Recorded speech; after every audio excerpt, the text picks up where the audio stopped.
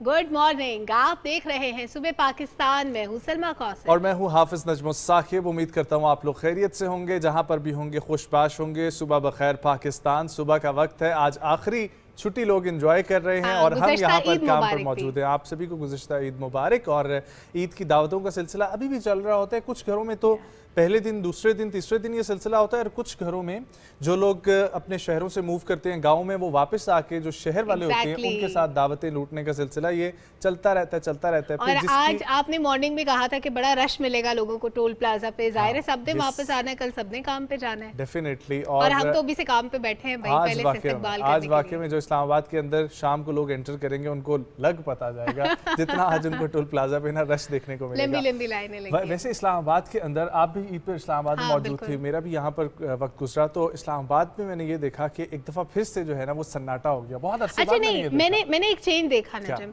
पहले ऐसा होता था जब हम छोटे थे, इस्लामाबाद में ईदें करते थे तो इस्लामाबाद बिल्कुल खाली हो जाता था। आप मार्केट जाए आपको खाली नजर आती थी, किसी आप तफरीगाह में चले जाए खाली जगह नजर आती थी। अब इस्लामाबाद से लगता है कोई गया ही नहीं है। आप तफरीही मकामात का रुख करें, ट्रस्ट मी इतना रश, इतना ट्रैफिक जैम आपको मिलेगा। एक्चुअली वो ट्विन सिटीज की वजह से हमारे दूसरे शहर से, रावलपिंडी से बहुत सारे लोग यहाँ पर एक ये भी रीजन है, लेकिन बहुत से ऐसे भी लोग होते हैं जो इस्लामाबाद में रहते हैं और किसी वजह से अपने आबाई घरों को शहर से बाहर नहीं जा पाते, तो उनकी भी बड़ी तादाद इस्लामाबाद में मौजूद रहती है। तो इस शहर की रौनकें अब दिन रात चलती रहती है। बिल्कुल जी। अच्छा, कुछ लोगों को ये शिकायत रहती है कि वो दुआ करते हैं और उनकी दुआ जो है वो कबूल नहीं होती है। कुछ लोगों को ये भी लगता है कि हमारे साथ जिंदगी में जुल्म ज़्यादती चल रही है। तो कुरान करीम में है वल अम्रु यौमा इज़िन लिल्लाह, जिसका ये मफहूम है कि बेशक उस दिन तुम्हारे रब के पास ही तमाम इख्तियारात होंगे। तो अगर आपको ये लगता है कि कोई आपके साथ नाइंसाफ़ी कर रहा है और अदलो इंसाफ नहीं हो रहा, तो वो दिन ज़रूर आएगा जब अदलो इंसाफ होना है, और उस दिन सिर्फ और सिर्फ इख्तियार अल्लाह के पास ही होगा। तो अल्लाह से ही मांगना चाहिए और उसी से एक्सपेक्टेशंस होनी चाहिए। हमारा जो बिलीफ होता है, जो फेथ होता है ना, उसकी पुख्तगी बड़ी इंपॉर्टेंट होती है। आप अपना यकीन पुख्ता रखें, अपने अज़ाइम को पुख्ता रखें, और समहाउ आपको भरोसा अल्टीमेटली अल्लाह ताला की ज़ात पे करना है, क्योंकि आप इंसानों पे रिलाय नहीं कर सकते। इंसान अनप्रेडिक्टेबल होते हैं और समटाइम्स आपके जो बड़े क्लोज रिलेशंस होते हैं, आपके माँ बाप, बहन भाई, वहाँ से भी चीज़ें अनप्रेडिक्टेबल हो जाती हैं। ऐसी चीज़ें भी होती हैं, ऐसे वाक़यात भी हमारे सामने आते हैं जिनके बारे में हम नहीं सोचते, जिनका तसव्वुर हम नहीं करते। आपको इर्द गिर्द बहुत सी कहानियाँ सुनने को मिलती होंगी। तो इसलिए अल्टीमेटली आपको अल्लाह ताला की ज़ात पे यकीन रखना होता है, ईमान रखना होता है। और अब चूँकि इतना हमने माहौल बना दिया है अच्छा सा, प्यारा सा, अभी ईद गुजरी है, तो हम कैसे भूल सकते हैं उन लोगों को जो आज हमारे दरमियान नहीं है। उनको याद करेंगे, लेकिन साथ ही साथ जो आज का दिन है उसकी इंपॉर्टेंस अपनी जगह बरकरार रहना चाहिए। और आज का दिन बहुत अहम है। आज का दिन है 25 अप्रैल, जिसको मनाया जा रहा है आलमी मंदूबीन से रिलेटेड, डेलीगेट्स से रिलेटेड आज का दिन मनाया जा रहा है। और ये दिन सबसे पहले मनाया गया था 1945 में सैन फ्रांसिस्को में, जहाँ पर बहुत सारे ममालिक इकट्ठे जमा हुए थे और बाहमी इश्तराक के उमूर पर तबादला ख्याल किया गया था। और उसके बाद से इसको बाकायदा तौर पर यूनाइटेड नेशन ने डे रजिस्टर कर दिया है वर्ल्ड डेलीगेट्स डे के नाम से। और ये इंटरनेशनल डेलीगेट्स डे है जिसको अक़वाम मुत्तहिदा ने बाकायदा तौर पर 25 अप्रैल 1945 को 50 ममालिक के मंदूबीन पहली बार ये सैन फ्रांसिस्को में जमा हुए थे, और एक ऐसी तंजीम कायम करना थी जो आलमी अमन को बहाल करे और जंग के बाद के आलमी निज़ाम पर कवानीन नाफिज करे। क्योंकि वर्ल्ड वॉर 2 का खात्मा हुआ था और उसके बाद ही यूनाइटेड नेशन फॉर्म में आई थी। और यूनाइटेड नेशन फॉर्म में आने का मेरा ख्याल है बेसिक जो कुछ पॉइंट्स थे उनमें से ये भी पहला था कि डेलीगेट्स उससे पहले इतनी बड़ी तादाद में मिलते नहीं थे, एक दूसरे का एजेंडा नहीं पता चलता था। One country to second country सिर्फ और सिर्फ तबादला ख्याल होता था, जो कि अभी भी होता है। आपके वज़राए आज़म या आपके सदूर विजिट करते हैं डिफरेंट कंट्रीज़ का, उनके यहाँ पर आते हैं। लेकिन OIC का होना, यूनाइटेड नेशन के एक जो बड़े इजलास होते हैं जिसमें तमाम ममालिक अपना इजहार ख्याल करते हैं किसी भी इशू को लेकर, तो बहुत कुछ सीखने को भी मिलता है और बहुत कुछ एक्सचेंज इन्फॉर्मेशन होती है। एग्जैक्टली ये तो होता है। साथ ही साथ क्योंकि आज के दिन की अहमियत के हवाले से आपने नजम बात की, तो आज हम बड़े गुलाम अली खान साहब को भी याद कर रहे हैं। आज से ठीक 53 बरस पहले वो हमसे बिछड़ गए, लेकिन अपने काम की बदौलत पटियाला घराने के चश्मो चिराग, उनका काम आज भी हमारे दरमियान मौजूद है। और उन्होंने बरे सगीर को एक ऐसा तोहफा दिया, वो जिस राग को गाते थे वही राग मुस्तनद हो जाता था। ये क्वालिटी थी उनकी, ये हर शख्स को अल्लाह ताला ने सलाहियत नहीं दी होती कि बहुत बड़े बड़े सिंगर्स गुजरे, बहुत बड़े बड़े उस्ताद गुजरे बरे सगीर में, लेकिन उस्ताद बड़े गुलाम अली खान साहब जो हैं, उनकी दिल में घर कर लेने वाली मीठी आवाज़ और पुख्ता सुर जो थे, थे वो आज तक लोगों के जहनों में ताज़ा हैं। उन्होंने अपने वालिद उस्ताद अली बख्श खान और चचा उस्ताद काले खान पटियाला वाले से मौसीकी की तरबियत हासिल की थी और उस्ताद बड़े गुलाम अली खान क्लासिकल म्यूज़िक के हर सुर, ताल और राग पे मुकम्मल उबूर रखते थे। मुकम्मल उबूर का मतलब ये है कि म्यूज़िक के जितने भी जॉनरास की हम बात करते हैं, ख़ास तौर पे जिसका ताल्लुक सुर से हो, उसमें कोई भी चीज़ ऐसी नहीं थी जिसमें उनका नॉलेज कॉम्प्रोमाइज्ड हो या उनको उबूर हासिल ना हो। एग्जैक्टली मैं ये बताना चाहूँगा कि बहुत सारी ऐसी चीज़ें मेरे सामने नाम लिखे हुए हैं जिनके आजकल के सिंगर्स को शायद नाम भी पता ना हो। उन्हें ध्रुवीद, बहराम खानी, गायकी, रागे बहंग, ख्याल, एक ताल, रागे दरबारी और फिर रागे मल्हार पर भी। और राग मल्हार जो है वो जितना खूबसूरत है और राग दरबारी भी बहुत खूबसूरत है। अक्सर नाथवां जो हैं वो राग दरबारी का इस्तेमाल करते हैं, कवालियों में राग दरबारी का इस्तेमाल किया जाता है। तो ये बहुत सारी ऐसी चीज़ें जिनके बारे में आजकल बहुत सारे सिंगर्स होंगे जिनको पता भी नहीं होगा, लेकिन ये उबूर हासिल करना ये बहुत डिफिकल्ट है। लेकिन again practice makes man perfect और प्रैक्टिस से ही ये चीज़ आती है। उस्ताद नुसरत फ़तेह अली खान के हवाले से भी हम लोग सुना करते थे कि सुबह के अंधेरे में वो जाया करते थे रियाजत के लिए और रात के अंधेरे में वापस आया करते थे। तो जिन्होंने इतनी अपनी ज़िंदगी वक्फ की है, इतना हक उनका बनता है कि इस मुल्क में हमेशा उनको याद किया जाए। जब भी उनके काम का जिक्र हो, जब भी मौसीकी का जिक्र हो, जब भी सुरों का जिक्र छिड़ जाए या जब भी उनकी बरसी या विलादत का मौका हो। एग्जैक्टली हमें उनको याद करना चाहिए, इसमें कोई शक नहीं है, क्योंकि हम उनका कर्ज नहीं उतार सकते। उन्होंने जो आने वाली जनरेशन्स को दिया, उनकी मेहनत, उनकी रियाजत से जो आने वाली नस्लों को तोहफा मिला, उसको हम कैसे भूल सकते हैं या कैसे हम उसको पीछे छोड़ सकते हैं। ओके, सो अब चीनी कंपनी ने एक दावा किया। चीनी कंपनी का ये दावा है कि उन्होंने एक ऐसी बैटरी बनाई है जो आम बैटरियों से ज़्यादा ताकत रखती है और साथ ही साथ उन्होंने ये जिक्र किया है कि जो एक बहुत बड़ी कंपनी है एलॉन मस्क की टेस्ला, सो ये टेस्ला की 2 बैटरियों के मुकाबले में उनकी एक बैटरी होगी। अब टेक्नोलॉजी की बहुत सारी फॉर्म्स आ रही हैं और टेक्नोलॉजी में बहुत सारी तरक्की हो रही है, तो जितनी भी ये कंपनीज हैं इनका आपस में कंपटीशन भी चल रहा होता है। तो डेफिनेटली ये खबर हमें सुनने में शायद इतनी बड़ी ना लगे, लेकिन ये उनके लिए बहुत बड़ी अचीवमेंट है कि उन्होंने इस वक्त दुनिया की लीडिंग कंपनी जो है टेस्ला, उसको बीट किया है। और मशहूर चीनी कंपनी CATL के सरबराह ने बाज़ाब्ता ऐलान किया है कि 500 किलोवाट आवर फी किलोग्राम तवानाई वाली छोटी लेकिन ये बैटरियां तैयार होना शुरू हो गई हैं जो टेस्ला मॉडल वाली बैटरियों से दुगनी तवानाई रखती हैं और सबसे बढ़कर ये बैटरी परवाज के लिए भी महफूज है। वेरी नाइस, ये तो आपने बैटरी से मुतालिक बता दिया, लेकिन और बहुत सारी ऐसी चीज़ें हैं जो हम चाहते हैं कि अपने व्यूअर्स को बता दें। बरतानिया से खबर है मेरे साथ, साइंसदानों ने डिमेंशिया पे काम करना शुरू कर दिया है जनाब, और डिमेंशिया से बचाव का निस्बतन आसान और सस्ता तरीका ढूंढ लिया है। अब वो तरीका क्या है? वो है समात के आलात का इस्तेमाल। रवा माह के अवाइल में साइंसी जरीदे दी लांसेट में डिमेंशिया के हवाले से एक नई तहकीक शाया हुई।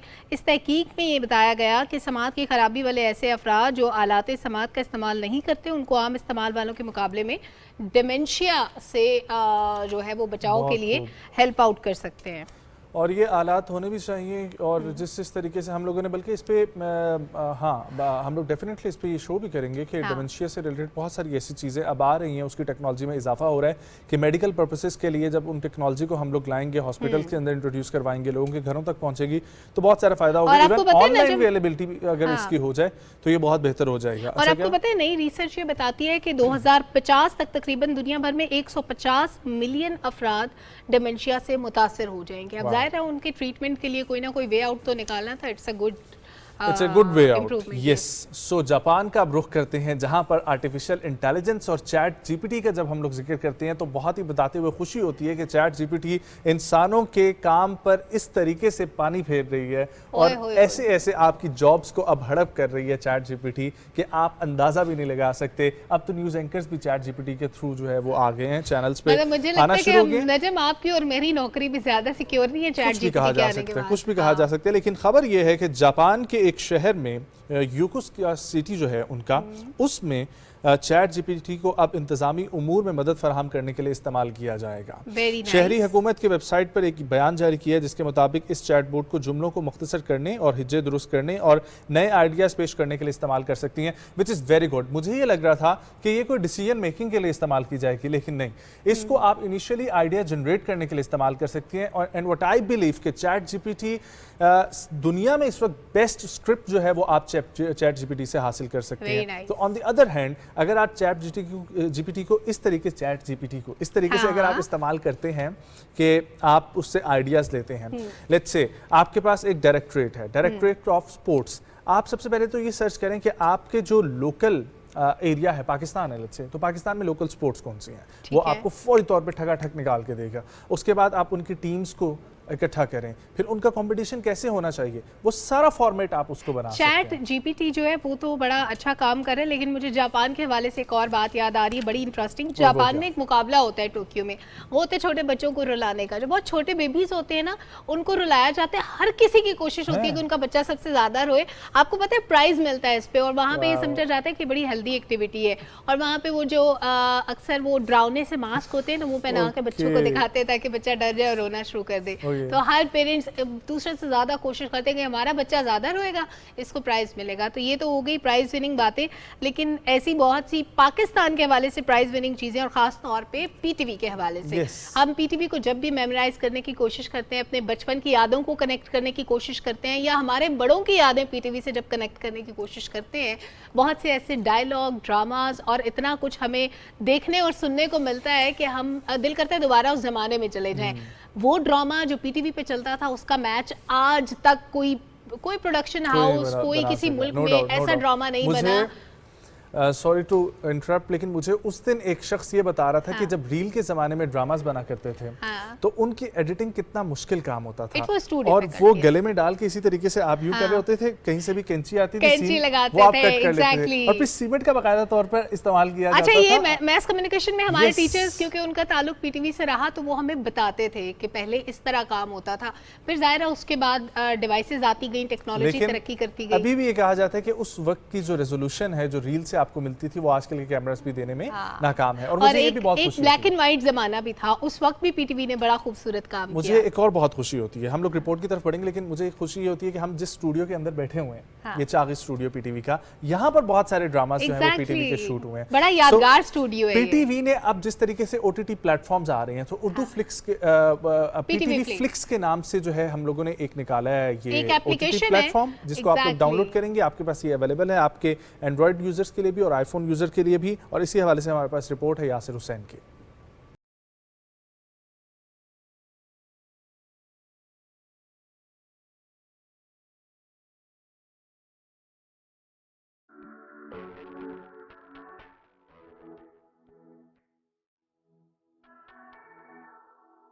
साठ से 90 की दहाई तक पीटीवी के पांचों मराकज लाहौर, कराची, इस्लामाबाद, पेशावर और कोयटा से अपने दौर के बेहतरीन ड्रामे नश्र होते थे। इसी वजह से इसे पीटीवी का सुनहरी दौर कहा जाता है। पीटीवी फ्लिक्स नामी इस ऐप में मुख्तलिफ ड्रामों और प्रोग्राम्स का आर्काइव मुरतब किया गया है, जिसमें टेली फिल्म्स, पीटीवी के अवार्ड शोज, मौसीकी, मजहबी और तफरीही प्रोग्राम्स और बच्चों के प्रोग्राम्स शामिल हैं। तन्हाइयाँ, धूप कनारे, खुदा की बस्ती, अंधेरा उजाला, मारवी, अंकल उर्फी, एक मोहब्बत, 100 अफसाने और वारिस जैसे कई ड्रामे इस ऐप का हिस्सा हैं। 50-50, अलिफ नून, आंगन टेढ़ा, ख्वाजा एंड सन्स और फिर बर्गर फैमिली जैसे कॉमेडी शोज और ड्रामे भी इस ऐप में शामिल हैं। खेलों में क्रिकेट के मुतादिद मैचेस जबकि हॉकी के मुकाबले भी शामिल किए गए हैं। और हाँ, जिया महिउद्दीन शो, जाविया, अनवर मकसूद और मोइन अख्तर का स्टूडियो 2.25, स्टूडियो डाई और फाइनली कसौटी किसी ट्रीट से कम नहीं है। बच्चों का मशहूर ड्रामा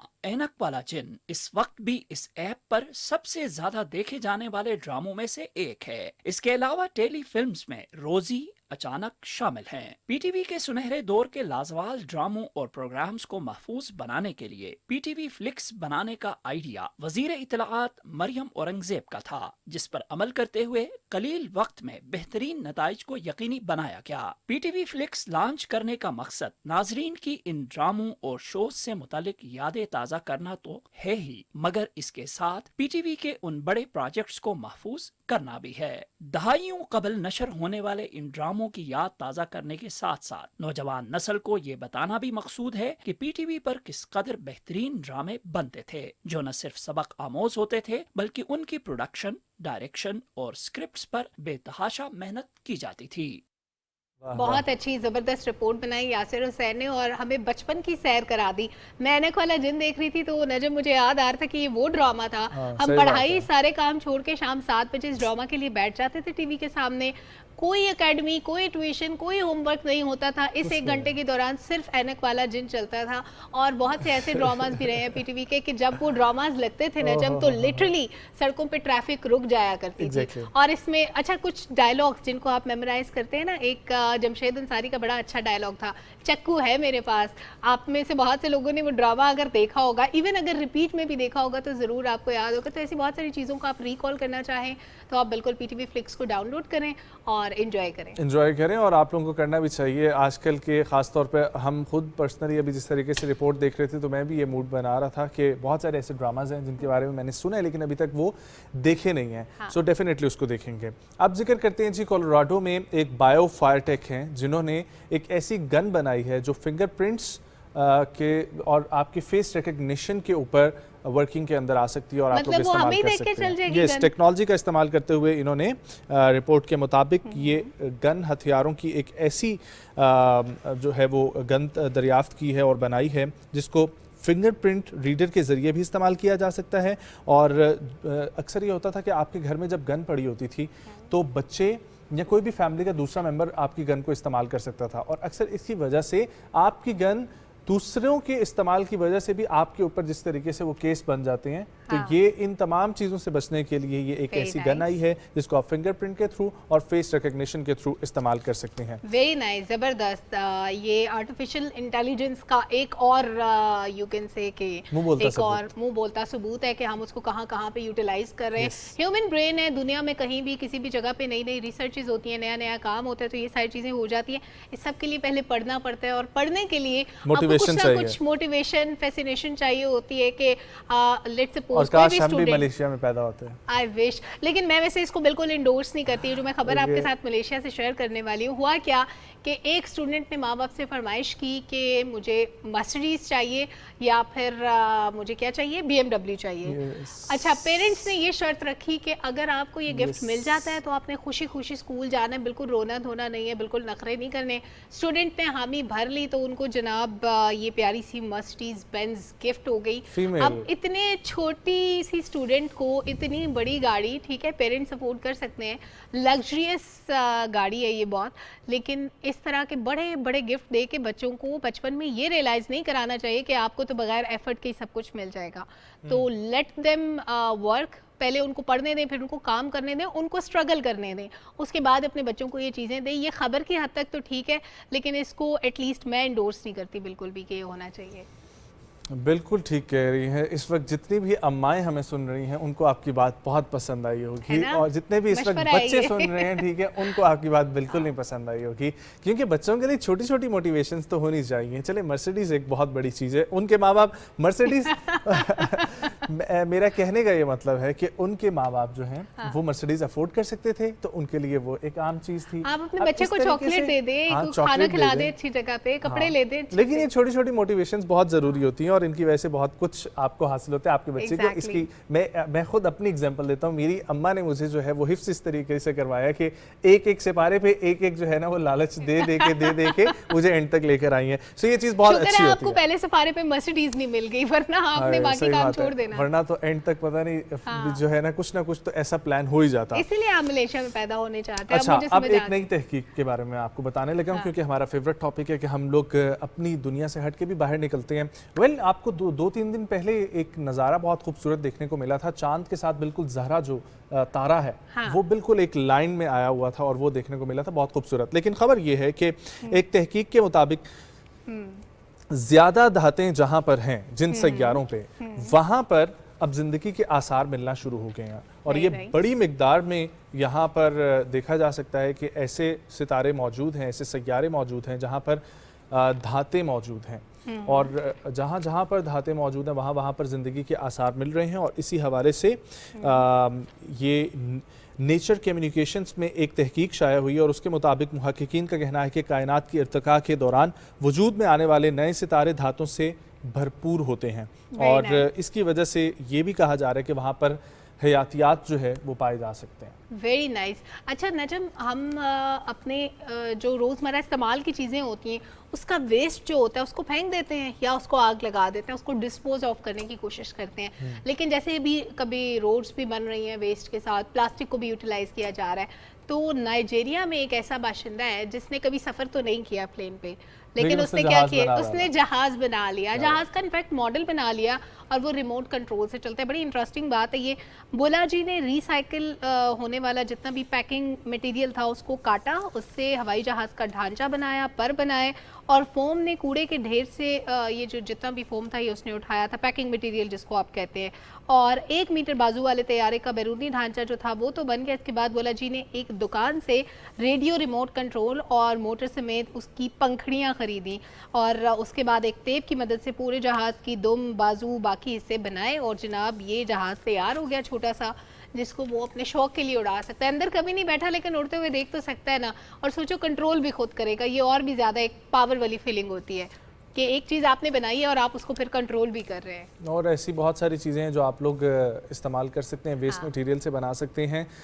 DIY का कॉन्सेप्ट ये बिल्कुल कहा जाता है, आप उसको अगर इतने बड़े लेवल पर एक टेक्नोलॉजी के लिए नहीं बना सकते, सो एटलीस्ट आप अपने घर के डेकोरेशन पीस के तौर पर बना सकते हैं। बहुत सारी चीज़ें होती हैं आप जो उनको वेस्ट मटेरियल समझते हैं लेकिन वो आपके बहुत सारे अच्छे तरीक़ों में काम आ सकते हैं। इवन ये शूज़ के जो बॉक्सेस होते हैं, इनका कितना अच्छे तरीके से इस्तेमाल किया जा सकता है। और वैसे आपने वेस्ट मटेरियल का कि बहुत सारी चीज़ों को हम समझते हैं, इंसानों को भी समटाइम्स हम किसी काम का नहीं समझते, लेकिन कहते हैं कि खोटा सिक्का भी कभी कभी काम आ जाता है। तो खोटे सिक्के कहाँ कहाँ काम आते हैं वो तो आपको पता लगता ही रहता है। आप जिस तरह ज़िंदगी गुजारते जाते हैं तो आप रियलाइज़ करते जाते हैं कि किससे आप क्या काम ले सकते हैं। कोई भी इंसान अल्लाह ताला ने बेमकसद नहीं बनाया, कोई भी चीज़ दुनिया में बेमकसद नहीं बनाई।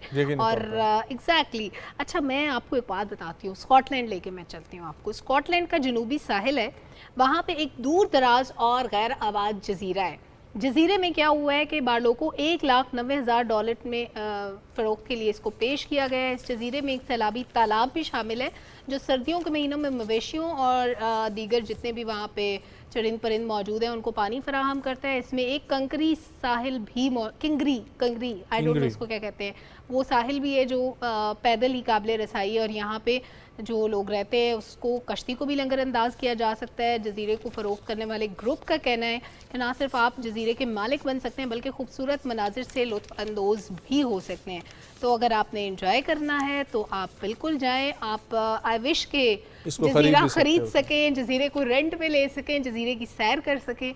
ये जो जजीरों की सैर होती है ये भी एक बड़ा डिफरेंट एक्सपीरियंस है। वो भी जिन्होंने मर्सिडीज वाले हैं ना, उन्होंने नहीं करना है। अच्छा ये जो जजीरों पे हम साहिल और तालाब दिखा रहे हैं, तालाब अगर हमारे इर्द गिर्द हो तो मच्छर आ जाते हैं, मच्छरों से बीमारियां, अगर मच्छर ना भी हो तो आपका कचरे से भर जाता है, जिसको बिल्कुल भी नहीं इंडोर्स करना चाहिए। ब्रेक शामिल करते हैं, वापस आएंगे, कंटिन्यू करेंगे प्रोग्राम को। और आज का दिन इस हवाले से भी अहम है क्योंकि आज वर्ल्ड मलेरिया डे जो है वो भी मनाया जा रहा है। इस पर बात करेंगे, सुबह पाकिस्तान के साथ रहें।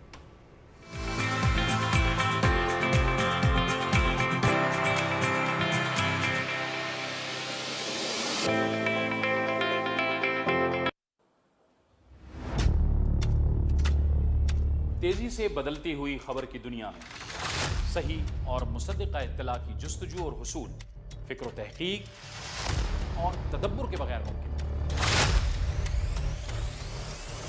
पस मंज़र के पर्दों में कोई इत्तला हतमी नहीं, सियाक़ व सबाक़ को समझे बगैर कोई तज्ज़िया मुकम्मल नहीं।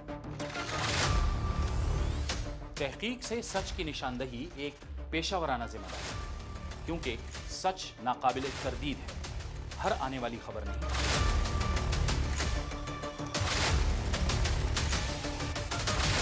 हर मोतबर खबर सच के साथ।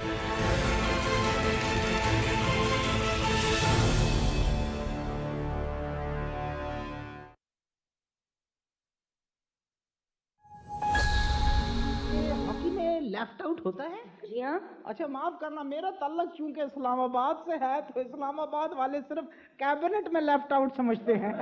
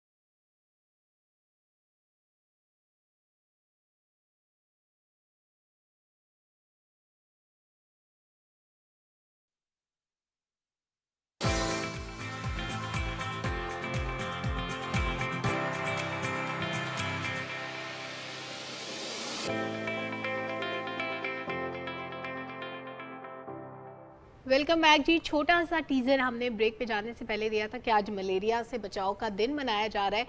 मलेरिया से बचाव कैसे मुमकिन है कि आम तौर पे जब ये मौसम का ट्रांजिशन स्टार्ट होता है, सर्दियां जा रही होती हैं, गर्मियां आ रही होती हैं, तो अल्टीमेटली मच्छरों की तादाद बहुत ज़्यादा बढ़ जाती है। और इस दिन को मनाने का मकसद ये है कि इस बीमारी पे काबू पाया जाए और आलमी सतह पे जो कोशिशें हो रही हैं उनकी हौसला अफजाई की जाए। और एक अंदाजे के मुताबिक इस मर्ज़ की सही तशखीस ना होने से हर साल पूरी दुनिया में मलेरिया के 20 करोड़ जबकि पाकिस्तान भर में 10 लाख केसेस सामने आते हैं। और पूरी दुनिया में अगर देखें तो सालाना 4 लाख अफराद इस बीमारी की वजह से ज़िंदगी की बाजी हार जाते हैं, यानी कि ये इतनी लीथल साबित हो सकती है। इसमें से 2/3 तादाद जो है वो 5 साल से कम उम्र बच्चों की है, जिसको आमतौर पे बहुत नॉर्मल लिया जाता है, बुखार को, सर्दी लगना, बुखार होना। लेकिन छोटे बच्चों की ज़ाहिर है क़ुव्वत मुदाफ़अत अच्छी होती है लेकिन इतनी स्ट्रॉन्ग नहीं होती है कि जितनी हमारी इम्यूनिटी डेवलप हो चुकी होती है। तो छोटे बच्चों को ज़्यादा केयर करने की ज़रूरत है। और इसी पर हम लोग बात करेंगे। हमें ज्वाइन कर रहे हैं CEO Islamabad health care authority जनाब डॉक्टर कायद सईद साहब। अस्सलाम वालेकुम डॉक्टर साहब, thank you so much for coming. कैसे हैं आप? खैरियत से हैं सर? गुज़िश्ता ईद मुबारक आपको। आपको भी बहुत मुबारक। बहुत शुक्रिया sir. World malaria day sir, कितना इम्पॉर्टेंट है कि हम लोग इसको डिस्कस करें एट लार्जर स्केल, जिसके बारे में एग्जीबिशंस, जिसके बारे में ज़्यादा से ज़्यादा लोगों को पता लगे। स्कूलों में आगाही मुहिम चलनी चाहिए और एक दिन नहीं, इसको तो पूरा मैं कहता हूँ कि मंथ के तौर पर जो है मनाने की ज़रूरत है। देखिए, मलेरिया पाकिस्तान में हमेशा से मौजूद था और ये एक संगीन मसला है, क्योंकि इसमें जैसे आपने बताया बच्चे और हामला ख़वातीन के लिए ये एक संगीन मसला है। नॉर्मली ये एक बुखार की किस्म होती है, लेकिन इसके साथ खून की कमी, एनीमिया, बहुत कॉमन चीज़ है, क्योंकि ये खून के ज़रात को तोड़ता है। इसलिए वो लोग जिनमें ऑलरेडी खून की कमी है, हमारी ग़ज़ाई सिचुएशन पाकिस्तान की ऐसी है कि यहाँ पहले ही प्रोटीन की कमी है, और साथ वो बच्चे जहाँ स्टंटिंग भी बड़ी कॉमन चीज़ है, ग्रोथ उधर भी मुश्किल है बाकी वजूहात की वजह से, तो मलेरिया एक एडिशनल बर्डन कॉज करता है इन बच्चों पर, हामला ख़वातीन के ऊपर, या वो लोग जिनको और बहुत सी बीमारियाँ लाहक होती हैं। जैसे कि आपने बताया कि ये सीज़न शुरू जब होता है गर्मी का, और जब नमी हवा में ज़्यादा हो जाती है, ख़ासकर बारिशों के बाद, तो ये जो मच्छर हैं इनकी तादाद बढ़ना शुरू हो जाती है। और इस वक्त पाकिस्तान में एक डबल बर्डन क्रिएट हो चुका है। एक तरफ मलेरिया इन मच्छरों की वजह से बहुत फैल रहा है, दूसरी तरफ डेंगी बहुत फैल रहा है। और सारे शहर, ख़ासकर इस्लामाबाद, पिंडी, लाहौर, मेजर जो हमारे शहर हैं, बड़े शहर, वहाँ तो ये दोनों बीमारियाँ साथ साइड बाय साइड चल रही हैं, और बहुत सी अमवात और बहुत सी तकलीफ़ात इन दोनों बीमारियों की वजह से हो रही है, और दोनों मच्छरों की वजह से हो रही है। सही। डॉक्टर साहब, मलेरिया और डेंगू ज़ाहिर है दोनों, क्या ये दोनों मुख्तलिफ तरह के मच्छरों के काटने से होते हैं, और क्या इनके सिम्टम्स भी अलग अलग होते हैं दोनों के? बहुत इंपॉर्टेंट है कि ये दोनों मुख्तलिफ मच्छरों से होते हैं। एक एनोफिलीज मच्छर है जो कि मलेरिया कॉज करता है, और एक एडिस इजिप्टाई है जो कि डेंगू कॉज करता है। दोनों के बिहेवियर्स भी थोड़े से जुदा हैं। जैसे जो मलेरिया का मच्छर है ये रात को काटता है, और जो डेंगू का मच्छर है ये दिन को काटता है।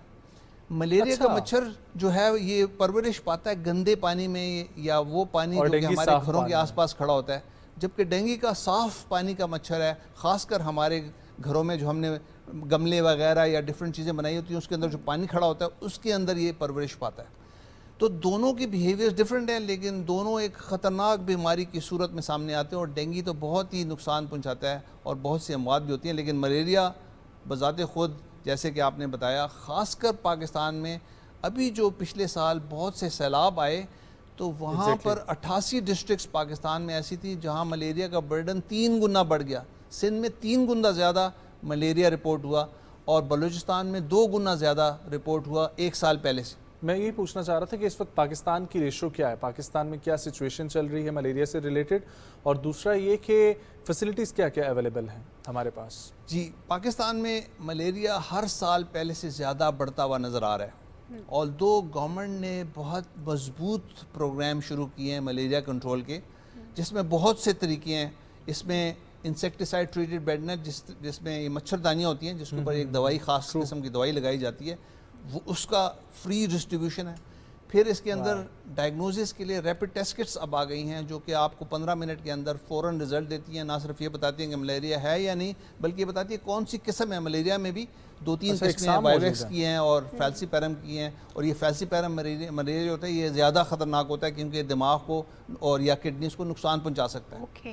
तो ये भी फ्रीली अवेलेबल और फिर दवाई भी मुकम्मल तौर पर फ्री अवेलेबल है।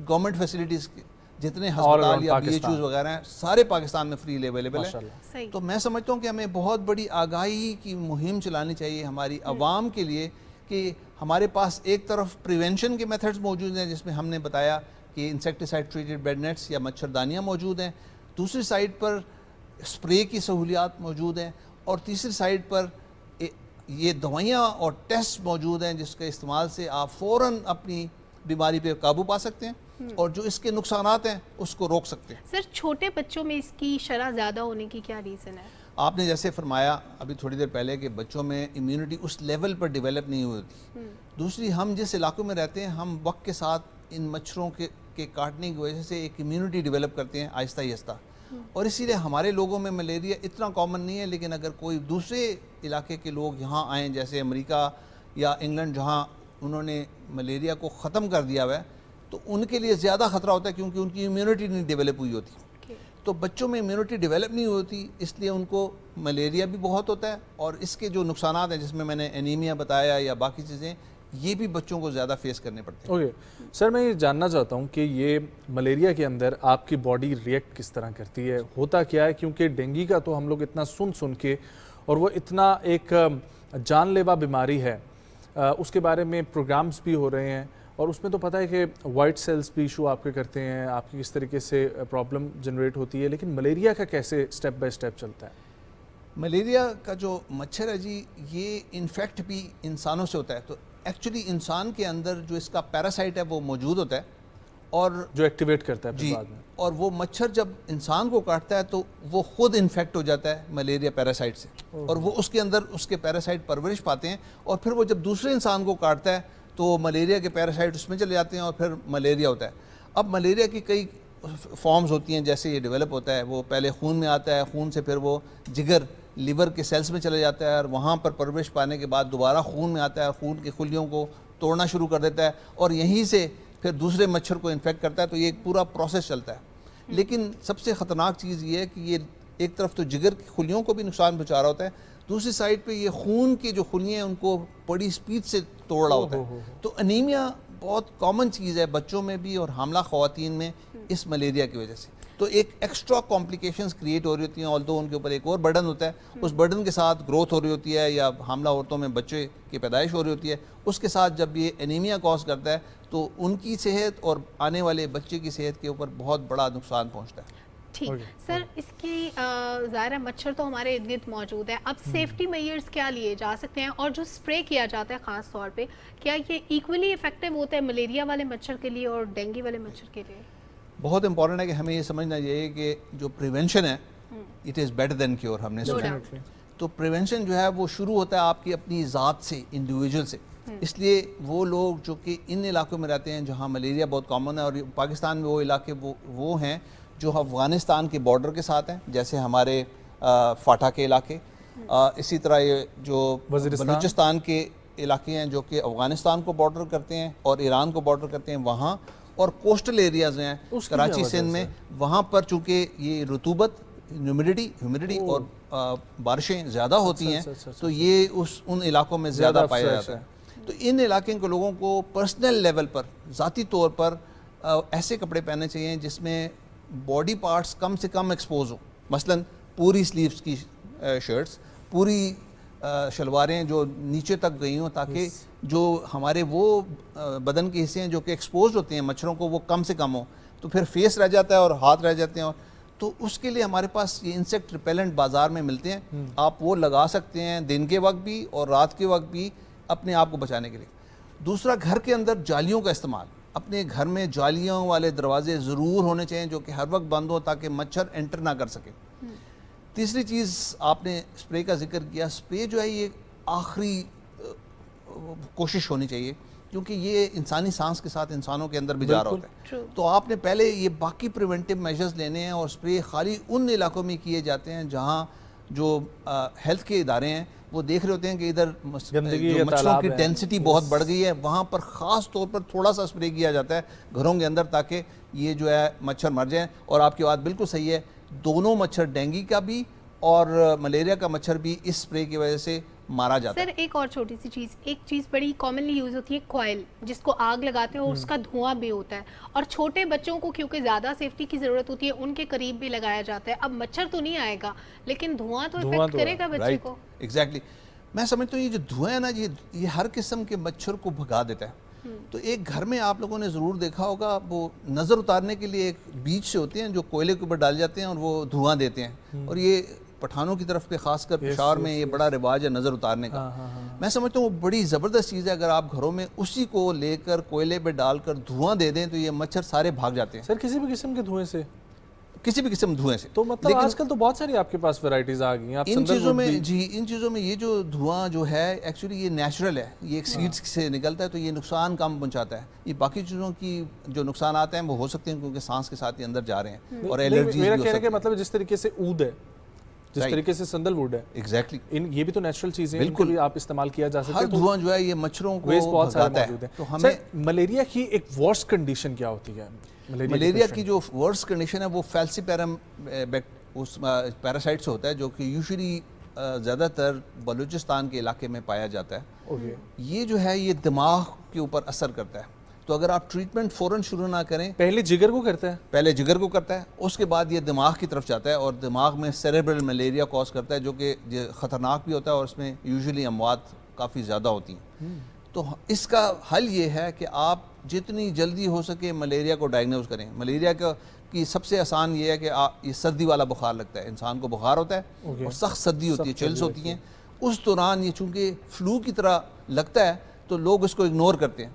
बेहतर यह है कि आप ये जो रैपिड टेस्ट किट्स हैं जो कि अवेलेबल हैं और माइक्रोस्कोपिक टेस्ट भी हैं अवेलेबल हैं, इन पे जाकर आप टेस्ट करा कर मालूम कर लें कि मलेरिया है। और अगर मलेरिया तो 3 दिन की दवाई है जो कि फ़ौरन इसको ख़त्म कर सकती है, फिर 14 दिन का कोर्स भी होता है, लेकिन 3 दिन की दवाई में आप फ़ौरन इसको ट्रीट कर सकते हैं सर क्या एक से दूसरे बंदे को भी लग जाता है मलेरिया? मच्छर के ज़रिए। मच्छर के जरिए। हाँ, लेकिन खून का इंतकाल, अगर आपने खून का इंतकाल कर लें, ब्लड ट्रांसफ्यूजन जो प्रॉपर्ली स्क्रीन ना हुआ हो तब ये हो सकता है, और ऑर्गन ट्रांसप्लांट में भी ये हो सकता है, लेकिन ये वो रेयर किस्में हैं जिसमें ये और ट्रांसप्लांट अगर मच्छर, आम मच्छर ने इफेक्टेड बंदे को काट के दूसरे बंदे को काटा तो उसको भी हो जाएगा? एग्जैक्टली। तो मच्छर इन्फेक्टेड मरीज से जरासीम को लेता है और फिर नॉर्मल इंसान में इंजेक्ट करता है और इस तरह उसको भी इन्फेक्शन होती है और फिर ये साइकिल एक से दूसरे तक मुंतकिल सर होता हम लोग रहता है। मलेरिया डिस्कस कर ही रहे हैं, तो मलेरिया के हवाले से ही ये मच्छर की बीमारी है। तो मच्छर की एक बीमारी और डेंगू है जिसके बारे में हमें पता है। इसके अलावा कुछ और भी हैं जिनसे बचने की जरूरत जी, है? मच्छर बहुत सी बीमारियां कॉज करते हैं। क्योंकि ये तो शुक्र बहुत ये है कि आम सी चीज हमारे इर्द गिर्द पाकिस्तान में समझी नहीं जाती है है। सर। जीका वायरस का आपने नाम सुना होगा। एग्जैक्टली। ये मच्छर से होता है Yes. और ये वही वाला मच्छर है जिससे डेंगू हो रहा होता है, एडीज से। तो जीका वायरस, एक येलो फीवर आपने सुना होगा नाम, ये अफ्रीका में होता है, उससे वो भी इससे होता है। तो ये बहुत सी बीमारियां मच्छर फैलाते हैं और मच्छरों की वजह से बहुत सी तकलीफ़ात हैं। अल्लाह का करम यह है कि पाकिस्तान में इस वक्त 2 ये बीमारियां पाई जा रही हैं। एक और भी है चिकनगुनिया। ये सिंध और कराची में रिपोर्ट होना शुरू हुआ है, इसके बाहर बारे से में आना हम सुन रहे हैं सर, ये जी। क्या है? ये भी एक बुखार की किस्म है जिसमें ये वायरस होता है, बदन में दाखिल होता है और फिर बुखार होता है और काफ़ी तकलीफ़ इंसान को पहुंचती है। ये भी एक नई बीमारी पाकिस्तान में अब आहिस्ता आहिस्ता जड़ें पकड़ रही हैं, बाहर से आ गई है और अब ये बढ़ती जा रही है। तो कराची और उसके मज़ाफ़ात में चिकनगुनिया रिपोर्ट हो रहा है, ये भी मच्छर से फैल रहा होता है। सर बहुत सी ऐसी बीमारियां बड़ी स्ट्रेंज किस्म की जो पहले नहीं होती थी, हम सुनते हैं कि अफ्रीका से जनरेट होती हैं, वहाँ पे ये कैसे इनिशिएट होती हैं, या ये वायरसेस या ये बीमारियां पहले किसी इंसान को भी लगती हैं, तो क्या उनका लाइफस्टाइल ऐसा है, उनका एनिमल्स के साथ इंटरेक्शन ऐसा क्या है? आपने अपने सवाल का जवाब खुद ही दे दिया। एक्चुअली अफ्रीका में इंसान और जानवरों का ताल्लुक बहुत ज़्यादा करीब है। उनके एनवायरनमेंट से एक दूसरे के बहुत करीब है, तो इसलिए उन जो जानवरों की बीमारियां हैं वो जंप करके इंसान में आती हैं। और इसकी सबसे बड़ी मिसाल कोविड-19 है। कोविड-19 जो है वो एक वायरस है जो कि एक्चुअली जानवर से जंप कर इंसान में आया और सारी दुनिया में तबाही फैला दी। HIV एड्स एक जानवर का वायरस था जो जंप करके इंसान में आया और उसने दुनिया में तबाही फैला दी।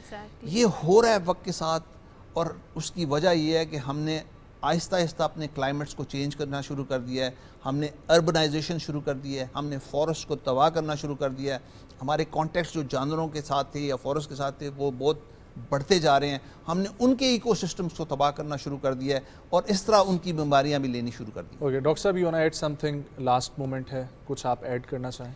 मैं समझता हूँ मलेरिया वो बीमारी है जिसमें हम अगर सारे मिलकर प्रिवेंशन करें और ट्रीटमेंट करें तो जैसे बाकी दुनिया में, ख़ासकर हमारे इलाके में श्रीलंका ने इसको एलिमिनेट कर दिया है, वाह वंडरफुल, हम भी कर सकते हैं। इंशाल्लाह। हमें मिलकर करना है इसको। Thank you so much doctor साहब फॉर कमिंग, बहुत अच्छा लगा गुफ्तगू करके। और मलेरिया के हवाले से ये दिन है, इसके हवाले से जितने भी लोग इस वक्त हमें सुन रहे हैं, आप लोग जिस तरीके से भी हो सकता है सोशल मीडिया का इस्तेमाल सभी करते हैं, एक एक पोस्ट लगाएं, एटलीस्ट इस हैशटैग को अगर हम लोग करें वर्ल्ड मलेरिया डे जो कि ऑलरेडी इस वक्त ऑनगोइंग होगा, तो इसके हवाले से बहुत सारी आगाही फैलाने की ज़रूरत है। और आगाही हमारे ये बड़े शहरों का जो हमने जिक्र किया यहाँ पर भी ज़रूरत है, और जिस तरह डॉक्टर साहब ने जिक्र किया ऐसे बहुत सारे फारफ्लंग एरियाज़ हैं, ख़ास तौर पर ये कोस्टल हाईवे और ये सारी बेल्ट, बलूचिस्तान और अफ़गानिस्तान ईरान के साथ जो लग रही है बेल्ट, वहाँ पर भी ज़्यादा से ज़्यादा प्रिवेंशन की ज़रूरत है ताकि इससे बचाव मुमकिन हो सके। न्यूज़ ब्रेक की तरफ हम लोगों ने बढ़ना है, वापस आएंगे, एक और शख्सियत से आपकी मुलाकात करवाएंगे, एक और इंटरेस्टिंग टॉपिक, कहीं मत जाएँ, सुबह पाकिस्तान के साथ रहें।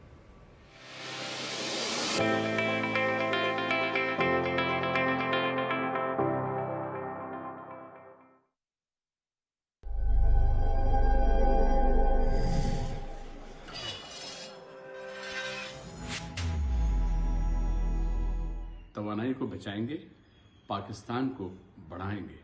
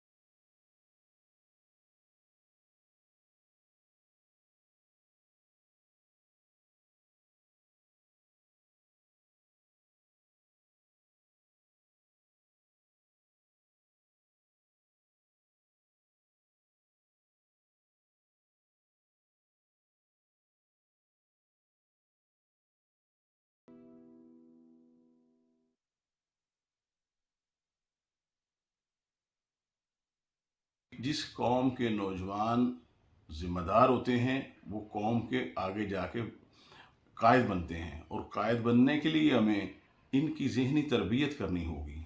क्यों कि इंटरनेट का गलत इस्तेमाल मुआशरे में बड़ी तेज़ी से फैल रहा है। उसको रोकने के लिए जहाँ मुआशरे में जो ज़िम्मेदार हैं वालिदैन हैं पहले, सबसे पहले, उसके बाद उसातिज़ा हैं या जो भी मुआशरे के लोग, कम्युनिटी है, उसको चाहिए कि इसके इस्तेमाल करने वालों के लिए तरबियती सेमिनार और प्रोग्राम का इनेकाद करें और उनको डराएं इस चीज़ से कि ये दुनिया में भी आपके लिए नुकसानदेह है और आखिरत में भी आपके लिए नुकसानदेह है। क्योंकि ये कौम हमारी जो इस वक्त नौजवान हैं, ये हमारा बहुत बड़ा असासा है, इनकी तरफ तवज्जो देना ये हमारी बहुत बड़ी जिम्मेदारी है।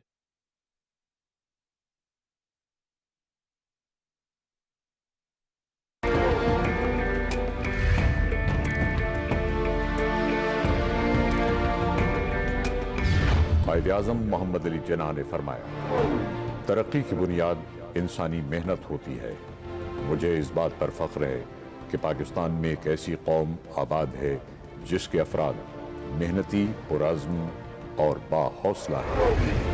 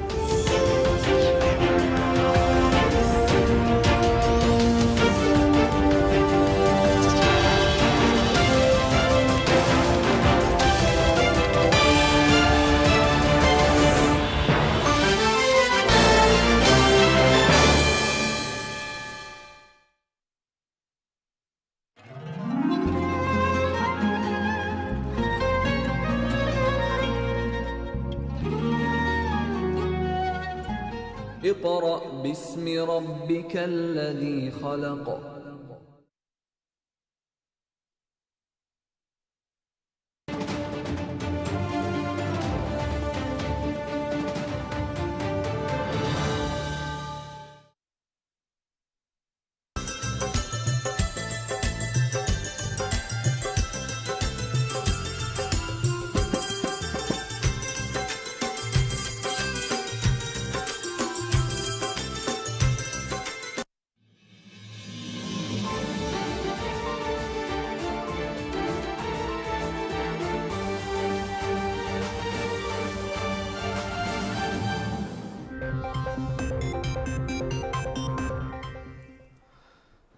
सवात में थाना सिटी की इमारत में धमाका, 15 अफराद शहीद, 40 से जायद जख्मी। धमाके के बाद पुलिस स्टेशन की इमारत जमीन बोस हो गई। इमदादी कार्रवाइयां जारी। अस्पतालों में इमरजेंसी नाफिज। इब्तदाई तौर पर यह खुदकुश हमला या दहशतगर्दी का वाकया नजर नहीं आता। बज़ाहिर माल खाने में मौजूद बारूदी मवाद फटने से धमाका हुआ। DIG CTD। वज़ीर आज़म शहबाज शरीफ की सवात पे थाना सिटी की इमारत में धमाके की शदीद मजम्मत, कीमती जानी नुकसान पर अफसोस का इज़हार। शुहदा के दर्जात की बुलंदी और जख्मियों की जल्द सेहतियाबी के लिए दुआ। वज़ीर आज़म ने मुतल्लिका हुक्काम से रिपोर्ट तलब कर ली। वज़ीर आज़म मोहम्मद शहबाज शरीफ की ज़ेर निगरानी जंगज़दा सूडान से पाकिस्तानियों की बहिफाजत वतन वापसी। 500 पाकिस्तानियों पर मुश्तमिल पहला काफिला खर्तूम से निकलकर सूडान की बंदरगाह पहुँच गया। पाकिस्तानी सफारतखाने में हंगामी राब्ते के लिए हेल्पलाइन कायम। वज़ीर आज़म ने वज़ीर ख़ारजा बिलावल भुट्टो सरदारी, वज़ीर मुमलिकत हिना रब्बानी खर, अस्करी हुकाम और सूडान में पाकिस्तानी सफ़ीर की काविशों को सराहा। इनखला में मदद पर सऊदी अरब, तुर्की और मिस्र की क़यादत से इज़हार तशक्कुर।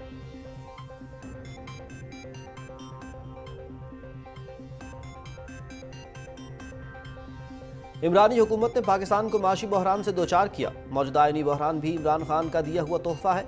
इमरान खान एजेंडे के तहत सोशल मीडिया मुहिम से नौजवानों को गुमराह कर रहा है। मुस्लिम लीग के दौर में CPEC, बिजली और इंफ्रास्ट्रक्चर के कई मंसूबों पर काम हुआ। ओवरसीज़ की भेजी तरसीलात ज़र पाकिस्तानी मईशत के लिए ऑक्सीजन के मुतरादिफ हैं। वफाकी वज़ीर एहसन इकबाल और वज़ीर आज़म के मुशीर इंजीनियर अमीर मकाम का जद्दा में तकरीब से खिताब।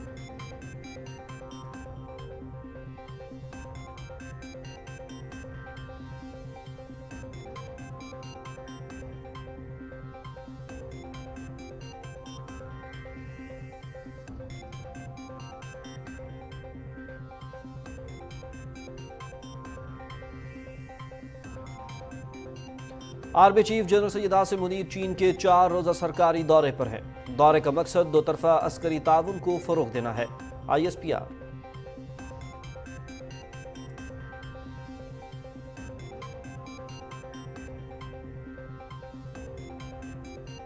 पीपल्स पार्टी हुकूमत की इत्तेहादी है। मुल्क बचाने के लिए इमरान खान को निकाला।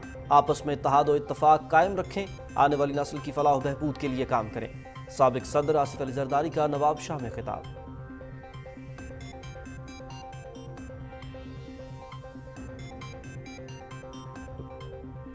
मुल्क इस वक्त ही जानी कैफियत में है। मुल्क और कौम के मफाद में किए जाने वाले फैसले ही काबिल कबूल होंगे। पंजाब में पहले इंतखाबात से विफाक और दूसरे सूबों के इंतखाबात पर असर होगा। 16 अगस्त को मौजूदा असम्बलियों की मुद्दत पूरी होगी, जिसके बाद निगरां हुकूमत इंतखाबात कराएगी। इत्तेहादी हुकूमत अवाम के मसाइल कम करने के लिए हर मुमकिन इक़दाम कर रही है। वज़ीर दाखिला राना सनाउल्लाह का फैसलाबाद में अवामी इज्तिमा से खिताब। वज़ीर आज़म ने एतमाद का वोट लेने का फैसला नहीं किया। ऐसी मुशावरत हुई ना इसकी ज़रूरत है। अवाम पार्टी और इत्तेहादी जमातों के मुतफ़क्का उम्मीदवार शहबाज शरीफ 11 अप्रैल 2022 को कौमी असम्बली के कायदे ऐवान का वोट ले चुके हैं। मन घड़त अफवाह हकीकत नहीं। मीडिया वज़ीर आज़म से मुतल्लिक़ खबरें तस्दीक किए बगैर न चलाए। वज़ीर इत्तलात मरियम औरंगज़ेब।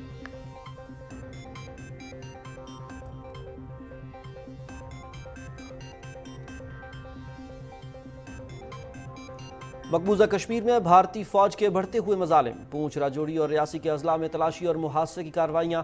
खवातीन समेत 30 अफराद गिरफ्तार। जम्मू में मुख्तलिफ तकारीब के दौरान सब्ज़ हिलाली परचम लहरा दिए गए। कश्मीरी अवाम का हर कीमत पर तहरीक आज़ादी के मिशन को मंतकी अंजाम तक पहुँचाने का अज़्म। सूडान में फायरबंदी का ऐलान। फौज और रैपिड सपोर्ट फोर्स 72 घंटे के लिए फायरबंदी पर मुत्तफिक। मुतहारिब धड़ों ने 48 घंटे बातचीत के बाद फायरबंदी पर इत्तफाक किया। अमरीकी वज़ीर ख़ारजा। सूडान से गैर मुल्की सफारतकारों और शहरियों का इनखला जारी।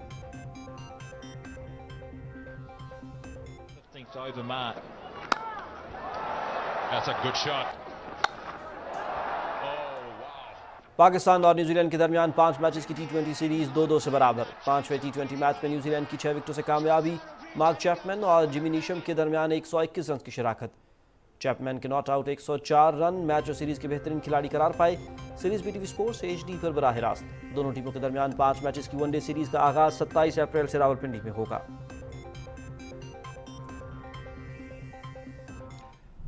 बेल्जियम में लीज बस्तान लीज एक रोज़ा साइकिल रेस। मकामी साइकिल सवार रेमको एवनपोइल ने मुकाबला अपने नाम कर लिया। एवनपोइल ने 258.5 किलोमीटर का मुकर्ररा फासला 6 घंटे 15 मिनट और 49 सेकंड में तय करके पहली पोजीशन हासिल की।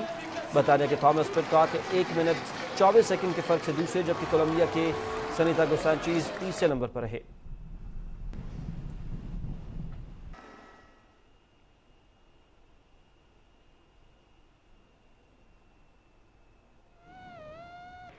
और स्विट्जरलैंड में स्नोबोर्डिंग और स्कीइंग मुकाबले अख्ताम पजीर। म्यूरन के बर्नीज अल्प्स में होने वाली 2023 स्वेश नाइन्स गैदरिंग में स्नोबोर्डिंग और स्की बिग एयर मुकाबलों के फातिहीन को इजाज़त से नवाजा गया। स्नोबोर्डिंग में ऑस्ट्रेलिया के क्लेमेंस मिलार, कनाडा की एमरल्ड ने खवातीन का ताज अपने साथ सजाया। स्कीइंग में कनाडा के मैक्स मॉफिट और नॉर्वे की जोहाने कैली ने टॉप स्पॉट पर कब्जा जमाया।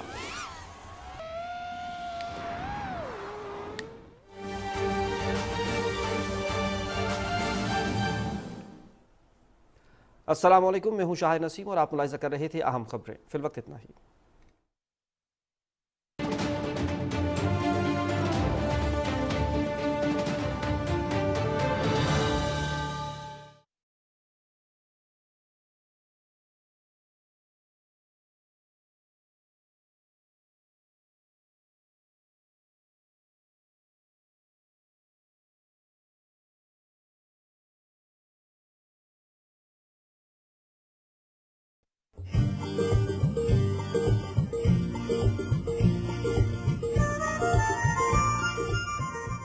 आर्टिकल 9 फर्द की सलामती।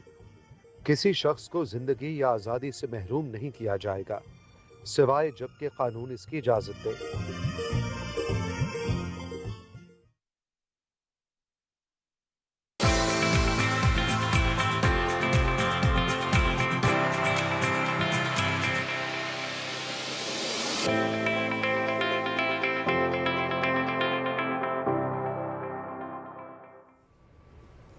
वेलकम बैक नाजरीन। बहुत सी अच्छी प्यारी बातों का सिलसिला जारी रहता है हमारा ब्रेक में भी और ब्रेक के बाद भी हम उसको कंटिन्यू करते हैं। हाँ। और एंटरप्रेन्योर्स को हम बहुत ज़्यादा इनकरेज करते हैं नाजरीन, क्योंकि वो इंसान जो खुद कफील हो, जो खुद अपने लिए जॉब क्रिएट करे और उसकी वजह से फिर दूसरे लोगों को भी काम मिले और फिर आपको अच्छी प्यारी प्रोडक्ट्स भी देखने को मिले। इससे बेहतर कोई बात ही नहीं होगी।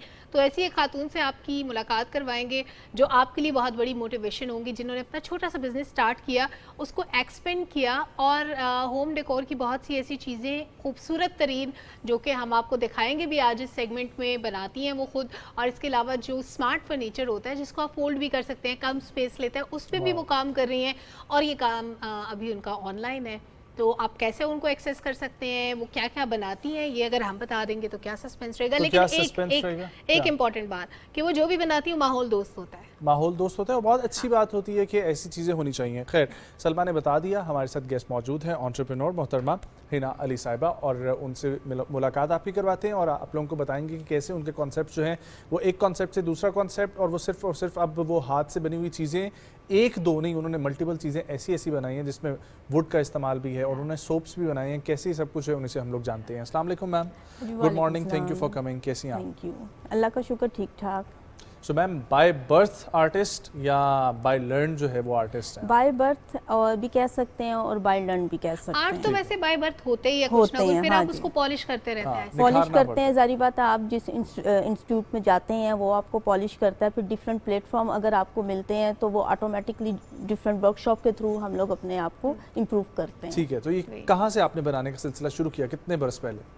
मुझे 3 इयर्स हो गए हैं इस फील्ड में। मैंने मास्टर किया हुआ है फाइन आर्ट्स में फातिमा जिन्ना यूनिवर्सिटी से। उसके बाद डिफरेंट MCA से कुछ कोर्सेज किए, डिफरेंट इंस्टीट्यूट से मैंने कोर्सेज किए, जिसके बाद मैं इस फील्ड में आहिस्ता आहिस्ता आती रही। पहले मैं सिर्फ घर के लिए चीज़ें बनाती थी, उसके बाद आहिस्ता आहिस्ता जब लोगों ने देखा, उन्होंने इम्प्रूव किया कि वो ऑर्डर आए कि आप हमारे लिए भी बनाएं। फिर मैंने अपना पेज डिज़ाइन किया, उस पर चीज़ें लगाने लग गई और जो भी ऑर्डर आता है उसको इजीली हैंडल कर लेती हूँ और उनके कलर स्कीम के मुताबिक। मतलब अच्छा, अगर होम डेकोर के लिए तो आप काम कर ही रही थी, ये सोप और घरेलू इस्तेमाल की जो चीज़ें, ये आइडिया कैसे आया आपको? बड़ा यूनिक आइडिया है ये मैंने PAF पाकिस्तान एयरफोर्स एकेडमी है, उधर से कोर्स किया था सोप मेकिंग का और कैंडल मेकिंग का। तो उन्होंने तो मुझे सिंपल बेस पे करवाया, फिर आहिस्ता आहिस्ता मैंने रिसर्च की इसकी और इसमें फ्लेवर्स ऐड करती गई, फ्लेवर्स ऐड करती गई, हर्बल फ्लेवर्स ऐड किए। अभी अगर आप लिस्ट बता सकें क्या क्या चीज़ें आपने बना ली हैं, कुछ अंदाजा नहीं। देखें मेरे पास रेजिन आर्ट का काम है, ठीक है, इसके अलावा सोप मेकिंग है, ठीक है, कैंडल मेकिंग है और ये ग्लास मैट्स हैं बने हुए आपके सामने डिफरेंट। उसमें बिल्कुल सिंपल मैं कोई चीज़ नहीं करती, ज़रा सा उसको डिफरेंट स्टाइल में लेके आती हूँ ताकि लोगों को वो पसंद भी आए। और क्या क्या है? इसके अलावा स्मार्ट फर्नीचर स्टार्ट किया है। ठीक है, स्मार्ट ये एक फिरौन नुमा मुझे चीज़ नजर आ रही है। दिस इज नॉट फिरौन। ये मिस्र के जो है वो जिस तरीके से होता था, ये क्या है?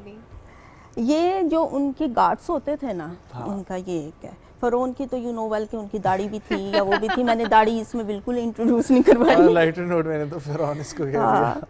लेकिन ये किस चीज़ से बना है? ये प्लास्टर ऑफ पेरिस से बना हुआ है, नीचे स्टोन यूज किया हुआ है और इसके आगे जो ये मैंने इहराम मिस्र का कॉन्सेप्ट दिया। मतलब आप तकरीबन स्कल्पचर आर्टिस्ट भी हैं? हाँ जी, हाँ, ये क्योंकि थोड़ा सा इसका कद छोटा है फिरौन के छोटे भाई का, तो ये नजर नहीं आ रहा है इतना।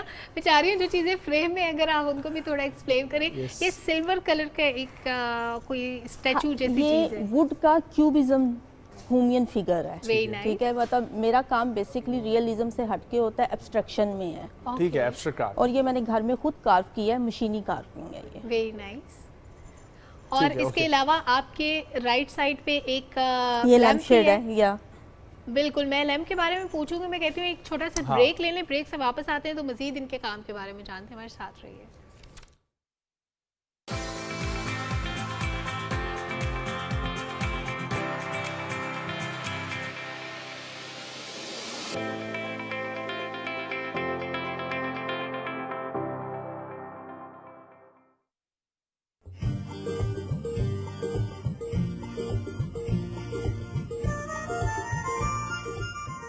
आर्टिकल 25 शहरियों से मसावात।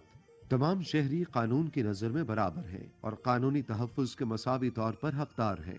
जिन्स की बिना पर कोई इम्तियाज नहीं किया जाएगा। इस आर्टिकल में मज़कूर कोई अमर औरतों और बच्चों के तहफ़्फ़ुज़ के लिए मुमलिकत की तरफ से खुसूसी तरजीही इक़दामात करने में हायल न होगा।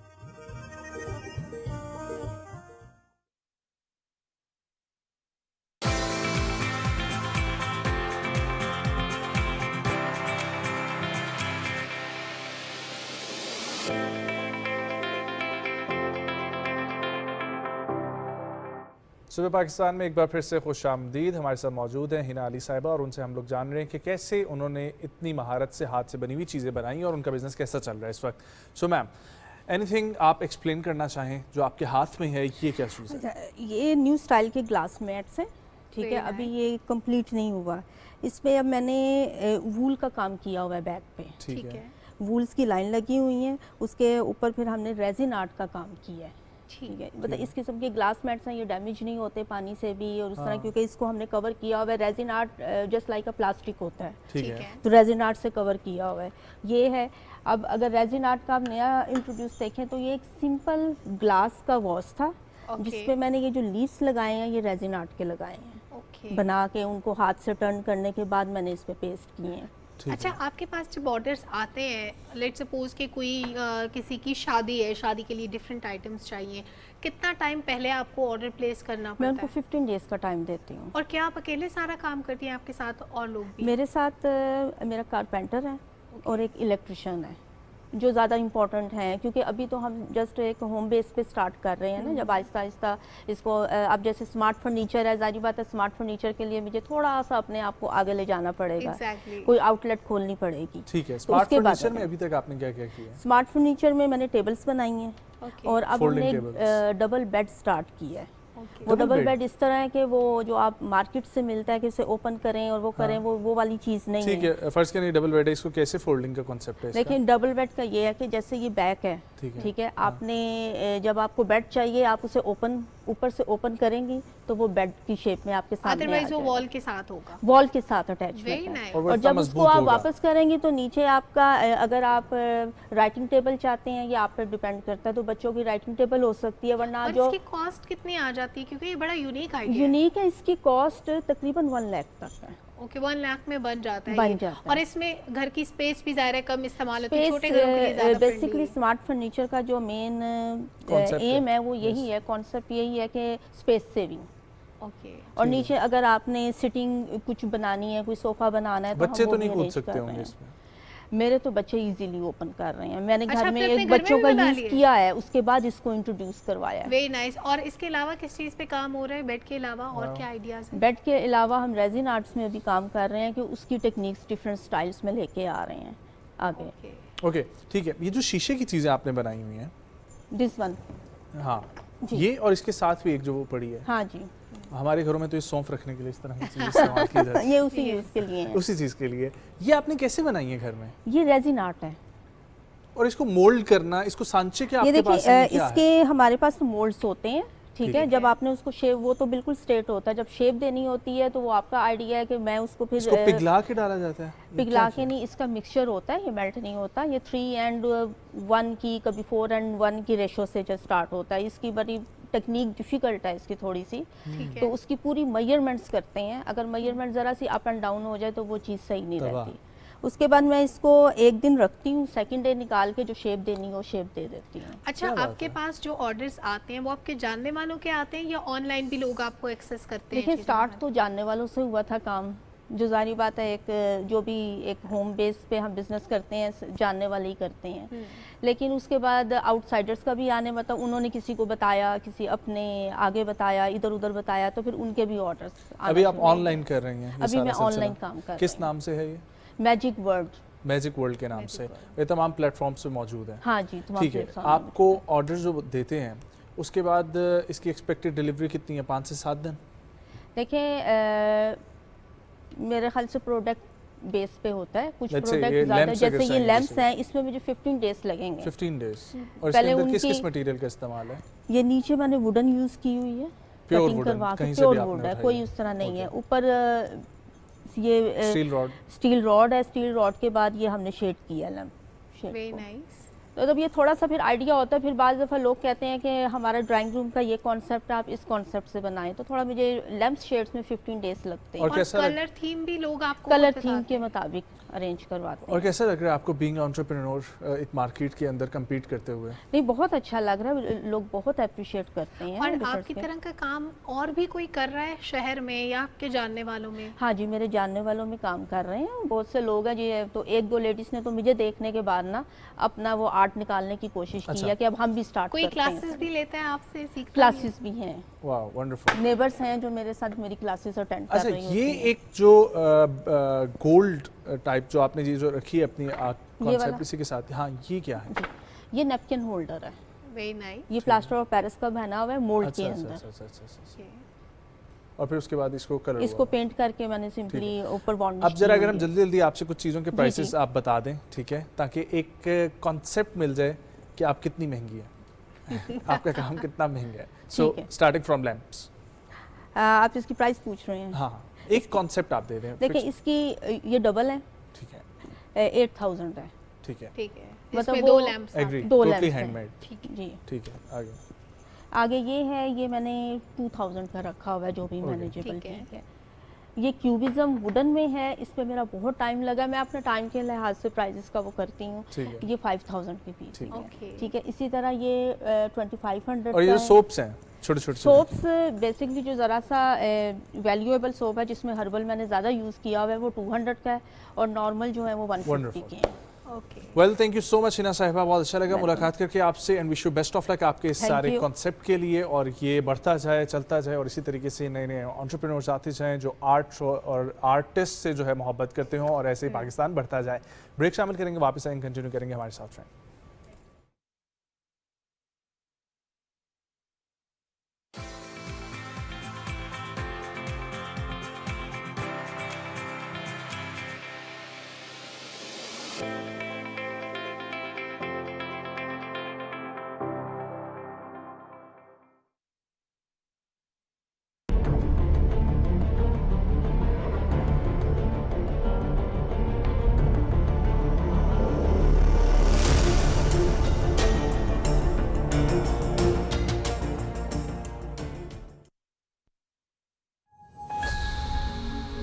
बीच में बहुत अंधेरा आ गया था, अभी तो चिराग जलना शुरू हुए।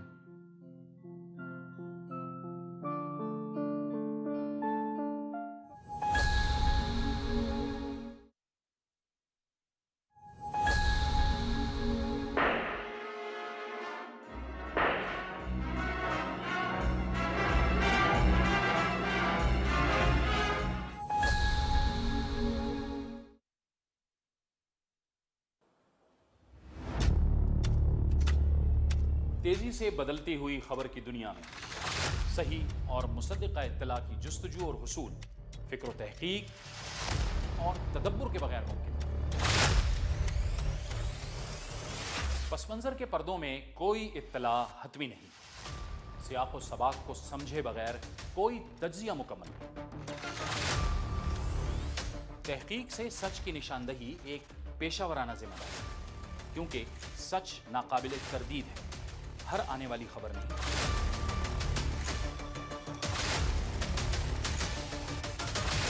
हर मोतबर खबर सच के साथ।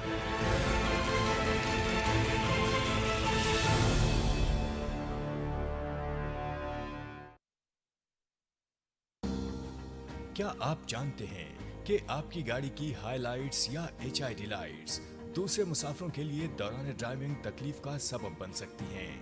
बराह करम दौरान ड्राइविंग लाइट्स लो रखें ताकि दूसरे मुसाफिरों को आसानी रहे। मोहतात ड्राइविंग, महफूज सफर।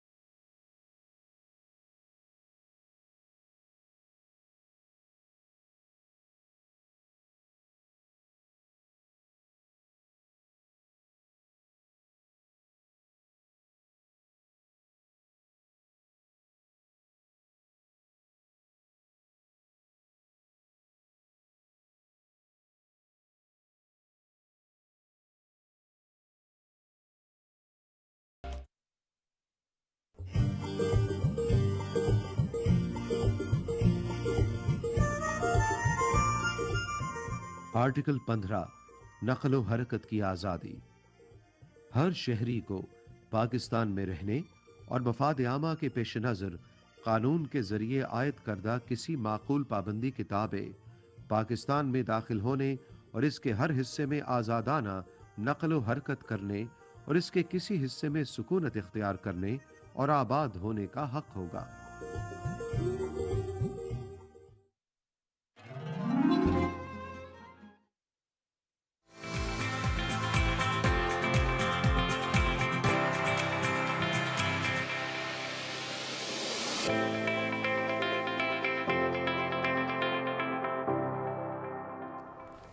वेलकम बैक नाजरीन। रमज़ान गुजरे, अभी कुछ ही दिन गुजरे हैं, तकरीबन कोई 4-5 दिन हुए, तो जनाब रूटीन में आने में थोड़ा सा टाइम लगेगा, लेकिन हमने खूब पकोड़े समोसे खाए हैं। सिर्फ मैंने और नचम ने नहीं, सारे देखने वाले लोगों ने भी। और हेल्दी डाइट का कॉन्सेप्ट बड़ा कम होता जा रहा है, हम लोग तली हुई चीज़ों को बड़ा ज़्यादा प्रेफर करने लग गए हैं। समोसे, पकोड़े, कचौरियाँ, चाट तो चलो ठीक है, चाट तो चल जाती है, और इसके अलावा नगेट्स और पता नहीं क्या क्या ऐसी फ्राइड आइटम्स हमारी टेबल पे होती हैं, खाए बगैर आप रह नहीं सकते। खाते हैं आप, पेट भर के खाना छोड़ देते हैं। उसके बाद जब आप नॉर्मल लाइफ, नॉर्मल रूटीन की तरफ आते हैं तो आपका मैदा एक्सेप्ट ही नहीं करता, क्योंकि आपने बड़ी मुश्किल से वो रमज़ान वाली चीज़ें खाने की आदत डाली होती है।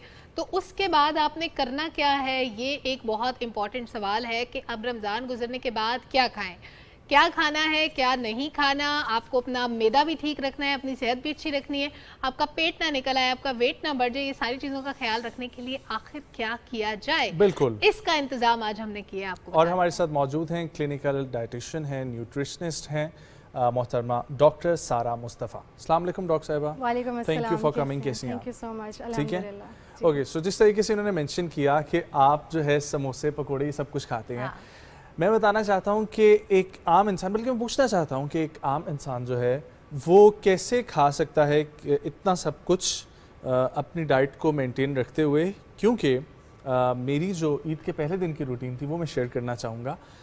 पहले दिन सुबह उठ के मैंने शीर खुरमा खाया, और शीर खुरमा सिर्फ और सिर्फ ऐसे ही नहीं खाया, मैं पहले से लाया हुआ था डोनट्स, ठीक है। तो डोनट्स को गर्म करके, ठीक है, उसके ऊपर ठंडा ठंडा शीर खुरमा डाल के जो है उसको खाया। फिर उसके बाद नमाज के बाद प्रॉपर नाश्ता किया, फिर दिन को चाट खाई, फिर दिन को बिरयानी खाई, फिर शाम को एक जगह पे जाके वहाँ पर केक खाया, नगेट्स खाए, कबाब खाए, फिर चाट खाई, फिर वापस आके खाना खाया। अच्छा जी, तो सबसे पहले तो मैं इधर से स्टार्ट करना चाहूँगी कि रमज़ान हमारे लिए इतना अच्छा अपॉर्चुनिटी है खुदा की तरफ से कि हमारी बॉडी एक बिल्कुल रीसेट हो जाती है, हमारे जो सारे ऑर्गन्स हैं वो रीसेट हो जाते हैं, ठीक है। तो इस अपॉर्चुनिटी से भरपूर फ़ायदा उठाने के जो है ना, हमें चाहिए कि हम फ़ायदा उठाएं, लेकिन हमारे जो कल्चर है वो हमें इसकी तरफ जो है ना इजाज़त नहीं देती। हमें टेम्पटेशंस इतनी हो रही होती हैं कि अगर हम इफ्तारी करें तो वो भी अनहेल्दी कर रहे हैं, और ईद के दिन सुबह ही शीर खुरमे से हमारा शुरू हो जाता है। तो क्या करें? तो हमारा यही तो है कि अगर आप शुगर से ही आप अपना कंटिन्यू करेंगे तो आपको जो है ना स्वेलिंग और वाटर रिटेंशन और जो है ब्लोटिंग और फ्लैचुलेंस की इतनी इश्यूज शुरू हो जाएंगी कि आपको मैदा इतना स्ट्रेस में चला जाएगा कि आपको फिर वो ही उससे निकलने में बहुत ज़्यादा टाइम लग जाता है। लेकिन तो मीठा और फैट्स ये ज़रूरी भी तो होते हैं एक हद तक। बिल्कुल, इसी को तो इसका नाम है पोर्शन कंट्रोल। आप जो खाना चाहते हैं अगर आप उसको एक कंट्रोल्ड पोर्शन के अंदर खाएं तो हर चीज़ खा सकते हैं। लेकिन हमारे अंदर मसला ये है कि एक तो रमज़ान जब गुजरता है तो हम एक्साइटेड हो जाते हैं कि अब हम पूरा दिन खा सकते हैं, तो उसकी वजह से ना हमारे एक डिसऑर्डर, हमारे एक मेंटल एक साइकोलॉजिकली भी ये हमारे एक जो है ना रिलेटेड है कि हम बिंज ईटिंग स्टार्ट कर देते हैं। बिंज ईटिंग उसे कहते हैं कि हम पूरे दिन की कैलोरीज एक ही सिटिंग में खा लेते हैं, तो वो अब हमारी सेहत के लिए नहीं ठीक। अगर आप ग्रेजुअली रमज़ान के बाद ग्रेजुअली एक एक चीज़ या कुछ थोड़ा स्मॉल फ्रीक्वेंट मील्स अगर आप लें तो वो फिर भी आपके उसके लिए बेहतर होगा, क्योंकि अभी रमज़ान के बाद आपका डाइजेस्टिव सिस्टम, आपके जो बाकी लिवर फंक्शन है वो सारा कुछ रीसेट होकर इतना एफिशिएंटली वर्क कर रहा है कि आप उसको करने दें। अगर आप पहले दिन ही ईद से या रमज़ान के बाद फ़ौरन से पहले हफ्ते में ही आप उसको स्ट्रेस में डाल देंगे, आप unhealthy like greasy food, junk food, sugary foods, इन चीज़ों को आप ज़्यादा अपने डाइट में और बिंज ईटिंग की तरफ जाएंगे तो फिर वही बात हुई है कि आपने फ़ायदा नहीं उठाया रमज़ान का, बल्कि आपने उल्टा और ही ख़राब किया। लेकिन ये जो और टाइमिंग्स में हमारी क्रेविंग्स होती हैं कि हम मतलब खाना खा लिया, अब 2 घंटे बाद फिर कुछ खाने को दिल कर रहा है, मैं ये रेकमेंड करती हूँ कि आप जब खाना खाएं तो एक तो हमारी सुन्नत का तरीका बेस्ट है, और ये हमने डाइटेटिक्स में भी पढ़ा है कि हमारा जो है 3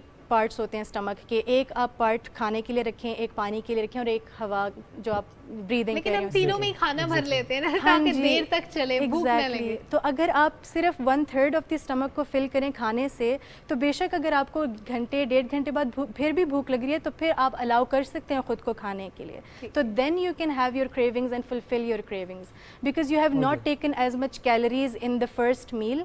तो आपने क्योंकि चूँकि थोड़ा सा खाया हुआ है तो आप खा सकते हैं, बाद में अपना क्रेविंग फुलफिल कर सकते हैं। लेकिन वही बात है कि आपने पोर्शन देखना है, और यहाँ पे ये अवेयरनेस नहीं है कि आप कोई भी चीज़ अगर खा रहे हैं तो उसके पीछे न्यूट्रिशनल वैल्यू के साथ साथ लिखा होता है कि पोर्शन इसका कितना है, पोर्शन साइज़।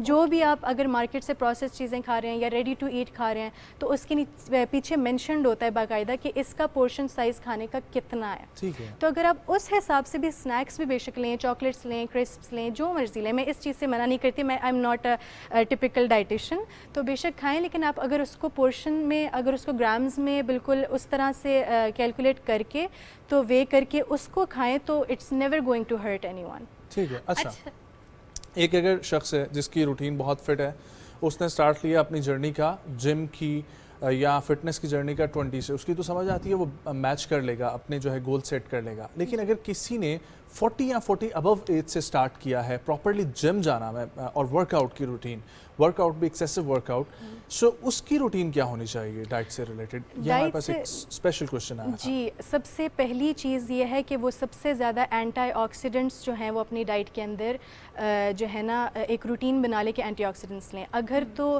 क्योंकि 40 प्लस हमारे ये इवन 39 40 प्लस के हमारी बॉडी की एब्जॉर्प्शन जो कैपेसिटी है वो थोड़ी कमज़ोर होना शुरू हो जाती है। तो इस 40 प्लस के बाद आप थोड़ा सप्लीमेंट्स की तरफ जाना शुरू करें। तो आप एंटीऑक्सीडेंट्स अगर लेंगे तो जो 40 एंटीऑक्सीडेंट्स को थोड़ा सा एक्सप्लेन कर दें। एंटीऑक्सीडेंट्स ऐसी चीज़ें हैं जो कि एक तो सप्लीमेंट फॉर्म में अगर आप कहते हैं तो सबसे नेचुरली जो बॉडी में होती हैं उसको CoQ10 कहते हैं। तो CoQ10 जो एंटीऑक्सीडेंट है वो नेचुरली बॉडी खुद बनाती है।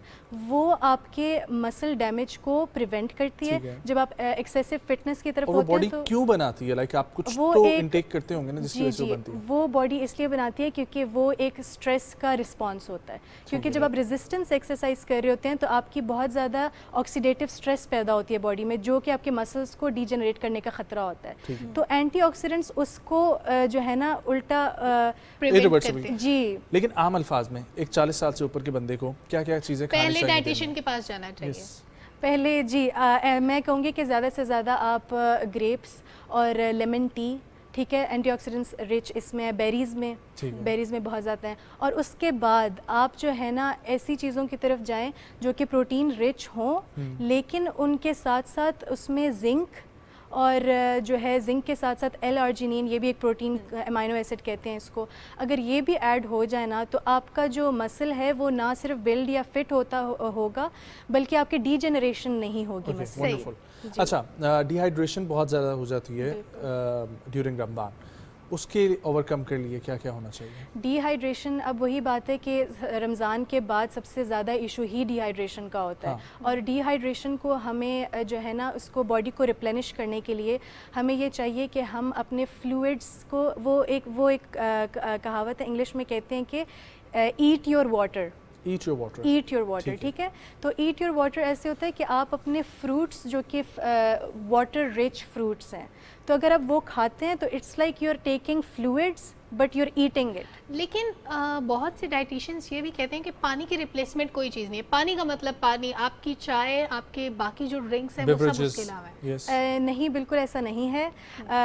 This is a very contradictory thing. अगर किसी ने ऐसा बोला है तो ऐसा बिल्कुल इसलिए नहीं है क्योंकि मेरी 6 to 7 years ऑफ पढ़ाई में जो मैंने अभी तक पढ़ा है उसमें ये कि अगर आप टी ले रहे हैं, कॉफ़ी ले रहे हैं, जूस ले रहे हैं, पानी ले रहे हैं, तो किसी लिक्विड इंटेक भी शामिल है लिक्विड, हाँ जी।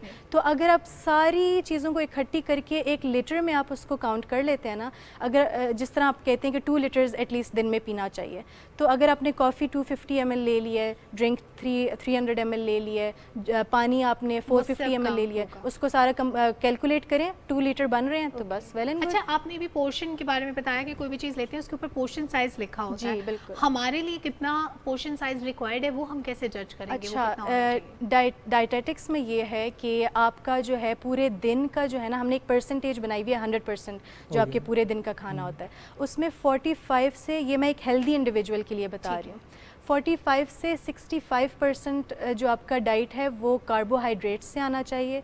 आप रोटी ले लें, चावल ले लें, वेजिटेबल्स, सब्ज़ी ले लें, ठीक है। और 10 to 35% जो है ना आपका प्रोटीन से आना चाहिए। एक आपका ये पाम साइज़ जो है ना, पाम साइज़, आप अगर अपनी प्लेट की तरफ देखें तो अपने चिकन को आप अगर नापना चाहें तो अपने हाथ के पाम पे रखें। अगर आपका पाम साइज़ पे वो पूरा आ रहा है उसको आप प्लेट में रखें, बिल्कुल एग्जैक्टली। और रोटी भी इतनी? रोटी 6 इंचेस हमारा एक स्टैंडर्ड है। छोटी सी रोटी भाई, चिकन भी तो खा रहे हैं। 6 inches is not that much, ठीक है। दिस इज़ आइडियल कि अगर आप इस तरह लेते हैं। और बाकी रह जाता है फैट्स, तो अप टू 25% फैट्स आप अपनी बॉडी में ले सकते हैं। तो फूड पॉइजनस के बहुत सारे केसेस जो हैं हमें रमज़ान के बाद देखने में मिलते हैं, और उसकी वजह शायद ये होती है कि रमज़ान से पहले हम जो बहुत कुछ खा रहे होते हैं, हमें ये लगता है कि जैसे ही रमज़ान ख़त्म हुआ है हम वही अपनी पैटर्न और रूटीन सेम फॉलो कर सकते हैं, सेम उसी लेवल पे मीट कर सकते हैं। लेकिन ऑब्वियसली आपका एक बहुत बड़ा गैप आया होता है, तो ये इंसान को खुद भी समझने की ज़रूरत है कि उसकी बॉडी कैसे रिएक्ट करेगी जब दोबारा से आप इतना ज़्यादा खाएंगे। तो अपनी बॉडी को खुद से कैसे हमने समझना है?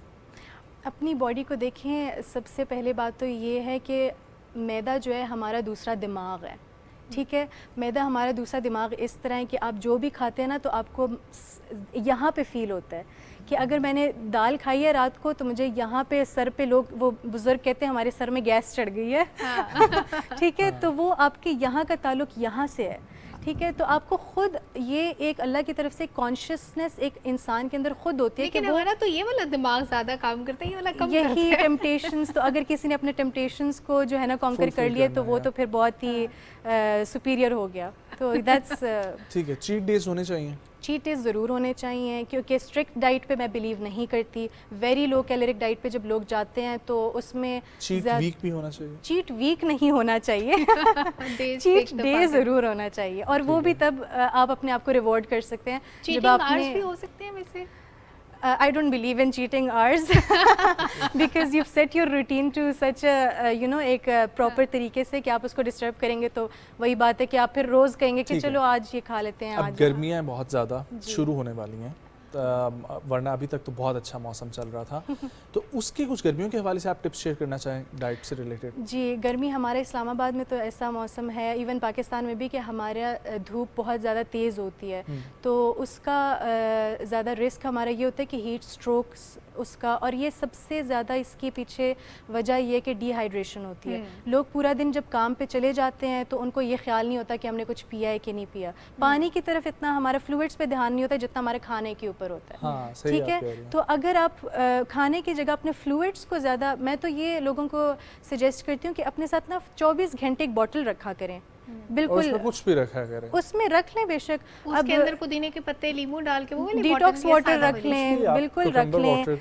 हाँ, आप उसके अंदर क्यूकम्बर डाल लें, और आप उसके फ्लेवर डेवलप करने के लिए आप उसको उस पानी को रात में जो भी आपको फ्लेवर पसंद है उसको उसमें उबाल लें, क्यूकम्बर या मिंट उसमें डाल के ना, फिर वो पानी ठंडा करके फ्रिज में सुबह उसका पानी पूरा दिन पीते रहें। अच्छा, और जिनको शुगर बहुत पसंद है, मीठा बहुत पसंद है, और उसकी जगह वो अपना वेट कंट्रोल करने के लिए आर्टिफिशियल स्वीटनर्स की तरफ चाहते हैं, क्या ये यूज़ करने चाहिए? आर्टिफिशियल स्वीटनर्स जो है ना, कुछ ऐसी हैं जो आप यूज़ कर सकते हैं। For example organic stevia, stevia एक ऐसी मार्केट में है जो कि ऑर्गेनिक, ये पत्ता एक बूटी है यानी, तो वो स्टीविया ऑर्गेनिक है। अगर आप वो इस्तेमाल करते हैं, स्टीविया पाउडर इस्तेमाल करते हैं या स्टीविया के टैबलेट फॉर्म में इस्तेमाल करते हैं तो वो कर सकते हैं। लेकिन जनरली अगर मैं बात करूँ तो आर्टिफिशियल स्वीटनर्स और शुगर फ्री चीज़ें ये इतनी सेहत के लिए ख़तरनाक और बुरी चीज़ है कि आर्टिफिशियल स्वीटनर आपको ज़्यादा शुगर की क्रेविंग्स लाती है बजाय इसके कि आप sugar normal. I have a question over ये कि मैंने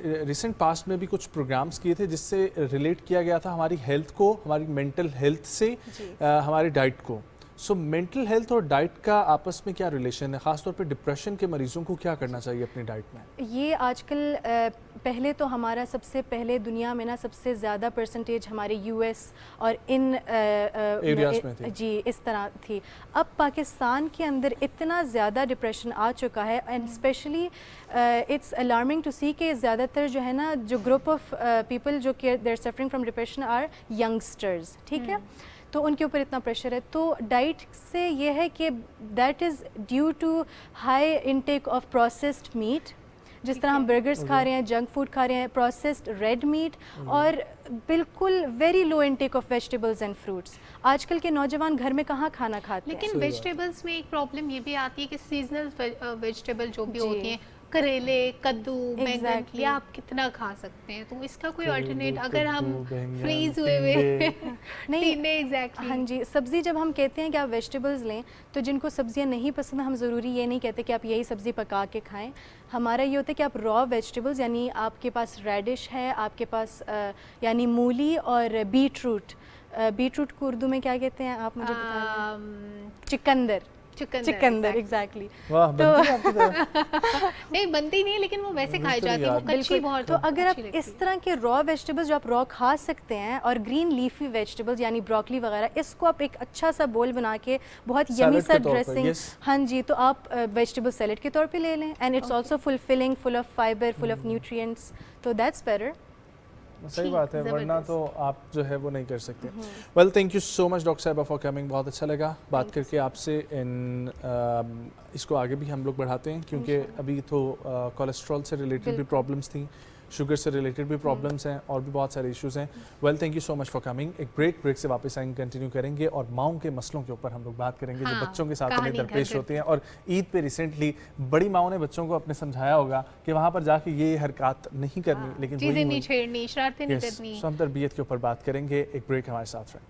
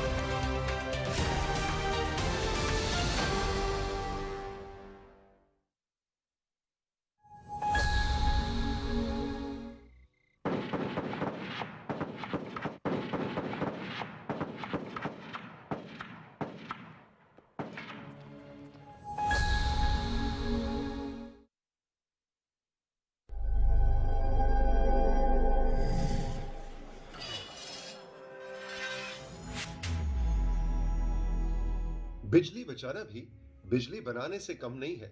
हम बात करते रहते हैं कि इस मुल्क का बहुत बड़ा मसला तवानाई है, energy crisis.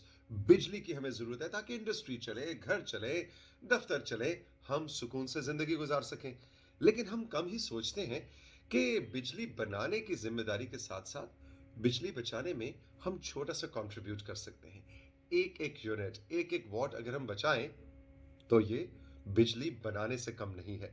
What matters for Pakistan? What matters for Pakistan?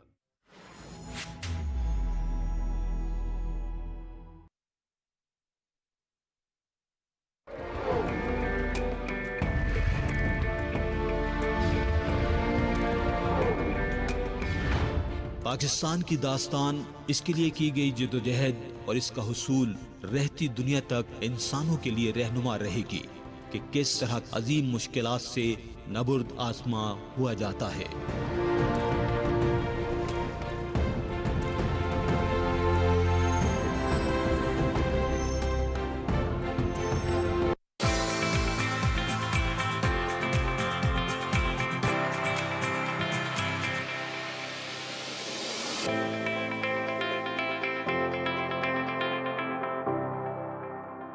Welcome back. सबसे इम्पोर्टेंट टॉपिक हमारा पेरेंटिंग। कितना मुश्किल काम है ना वैसे नजम, लोग बेचारे परेशान रहते हैं। किसी माँ का ये ख्वाब होता है कि उसका बच्चा बड़ा सोफिस्टिकेटेड हो, आराम से बैठे, शरारतें भी ना करे, वो मोबाइल को भी ना छेड़े, वो टैबलेट पे भी टाइम ना गुजारे, वो किसी से फालतू बातें भी ना करे। ये सिर्फ ख्वाब होता है। नहीं, ये गलत फहमी है उनको। हाँ, गलत फहमी कह लें, ख्वाब कह लें, क्योंकि ये वो ख्वाब है जिसकी ताबीर बड़ी मुश्किल होती है। उनको होना भी नहीं चाहिए। बच्चे तो शरारतों के लिए, बच्चे शरारतें भी करते हैं, बच्चे अपनी मर्जियां भी करते हैं, बच्चे अपनी पसंद की कंपनी में भी बैठते हैं, बच्चे मोबाइल भी यूज़ करते हैं, उस पर अपनी पसंद की चीज़ें भी देखते हैं। अब पेरेंट्स ने उनको क्या दिखाना है, उनको क्या सिखाना है, ये पेरेंट्स पे डिपेंड करता है कि वो अपनी मर्जी की गाइडलाइंस उनको कैसे दें।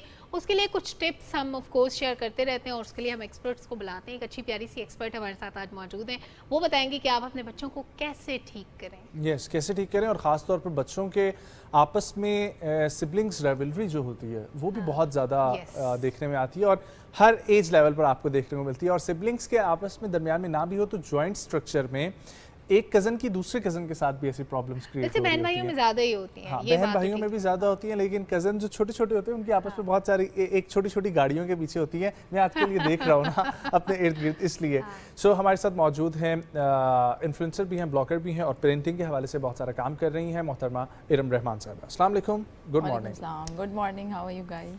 बिल्कुल वी आर वेरी वेल। और आपको गुज़िश्ता ईद मुबारक। आपको भी ईद मुबारक, खैर मुबारक। तो अभी आपने ये कहा कि मैं बताऊंगी कि बच्चों को कैसे ठीक करना है। ठीक कैसे करना? नहीं, मैं ये बताऊंगी कि पेरेंट्स को कैसे ठीक होना है। That's a good. देखें, बच्चे जो हैं वो अल्लाह ताला ने ठीक ठाक ही भेजे हैं। जो खराबी करते हैं वो हम लोग ही करते हैं, क्योंकि हमें पता नहीं होता किस तरह से उनको लेके चलना है। तो ये मैं एक लेक्चर सुन रही थी, उसमें वो बता रहे थे कि जब अगर आप खाना बना रहे हैं तो आप कभी भी ये नहीं कहेंगे कि सब्जियां ख़राब बन रही हैं, आपको बनाना नहीं आता ना, सब्जियां तो वही हैं जो आपने बनानी है। कभी सब्जियां भी खराब आ जाती हैं सब्जियां, लेकिन उससे टेस्ट पे फ़र्क नहीं पड़ता। देखिए अगर ख़राब आएंगी तो नज़र आएंगी ना, लेकिन नेचुरली बच्चों में वो वाला केस नहीं, अल्लाह ने सारे बच्चों के ऊपर सारे पेरेंट्स साइंसदान क्यों बन जाते हैं? हाँ। अपनी मर्जी का तजुर्बा करेंगे, फिर अपनी मर्जी का वो मेंढक बनाने की कोशिश करेंगे जो कि वो नहीं बनता। जो आपके अंदर जो भी पेरेंट होता है ना, उसको जो भी डर होता है कि ये चीज़ें मैंने आगे नहीं देनी, जो भी आपकी इनसिक्योरिटीज़ हैं, जो भी आपका ट्रॉमा है, वो आप उनको प्रोटेक्ट करने के चक्कर में ना, कि जैसे फॉर एग्जांपल अगर कोई पेरेंट नमाज नहीं पढ़ा, उसका उतना ही जोर होगा बच्चे को नमाज पढ़ाने पर, जबकि उसको फोकस ये करना चाहिए कि मैं खुद पढ़ लूँ तो वो देख के पढ़ लेगा, बच्चे कॉपी कर। लेकिन हमने अपने आप को ठीक नहीं करना, हमने सिर्फ चाहते हैं कि बच्चे नेक हो, माँ बाप नेक ना भी हो तो चलेगा।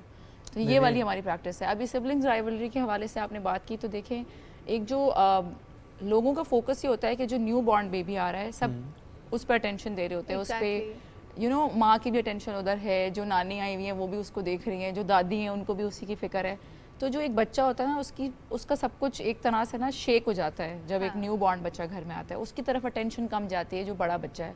तो इस पर पूरी किताब है एक जो मैंने पढ़ी, और बड़ी इंटरेस्टिंग किताब थी, उसमें उन्होंने मिसाल ये दी थी कि वो किताब कौन सी थी, पहले ये बताएं यार। वो वो किताब ये थी how to talk so kids will listen. हाँ, तो मैं उसमें बताऊंगी बहरहाल। तो वो मैंने पूरी किताब पढ़ी और मैंने इसमें इतना इंटरेस्टिंग कॉन्सेप्ट था कि आप इस तरह से इमेजिन करें कि आपके हस्बैंड दूसरी शादी कर लें और वो बेगम को घर ले आएँ और कहें कि ये मेरी छोटी बेगम है, आपने इनके साथ कमरा भी शेयर करना है, कबर्ड भी शेयर करना है, टॉयज़ भी शेयर करने हैं, और ये मेरी बहुत लाडली है, ये छोटी है ना, दे दो उसको, ये छोटी है ना, इसके साथ ये कर लो, ये छोटी है ना। और जो ससुराल वालों की अटेंशन थी वो भी अचानक सब उस पर चली गई कि ये तो छोटी ये अब आ गई है ना, तो कोई बात नहीं बेटा, छोटी उसको दे दो। तो हाउ विल यू फील? तो एक जेलसी फील होना, वो गुस्सा फील होना, वो फ्रस्ट्रेशन फील होना, इट्स एब्सोल्युटली नॉर्मल। लेकिन हम जो है बड़े बच्चे को वो बना देते हैं कि यार इतना क्यूट छोटा सा भाई है और उसके साथ ऐसे कर रहे हैं, इतनी क्यूट सी तो बहन है, एक और प्रॉब्लम, आपकी बहन है, आप इसको ये करें। हम ये नहीं समझ रहे होते कि वो किस चीज़ से गुजर रहा है। बड़े बच्चे को जब फिर मौका मिलता है ना, वो छुप के उस छोटे वाले को मार भी जाता है, लगा जाता है। हम रिलेशनशिप डिस्टर्ब कर देते हैं from the very first day कि हम। तो क्या होना चाहिए आइडियल? हमारी देखिए सबसे पहले तो ये कि जो कुछ भी उसकी फ्रस्ट्रेशन है, उसकी जेलसी है, उसका गुस्सा है, वो जायज़ है, वो उसको होगा क्योंकि वो एक इंसान है और उसने सब कुछ शेयर करना है, उसके सबसे करीबी माँ बाप शेयर करने हैं, उसने अपने सारे रिलेशन शेयर करने हैं, उस पर हम उससे एक्सपेक्ट नहीं कर सकते हैं। देखिए शेयरिंग इज़ केयरिंग का जो कॉन्सेप्ट है ना, ये मुझे थोड़ा सा ख़राब लगता है।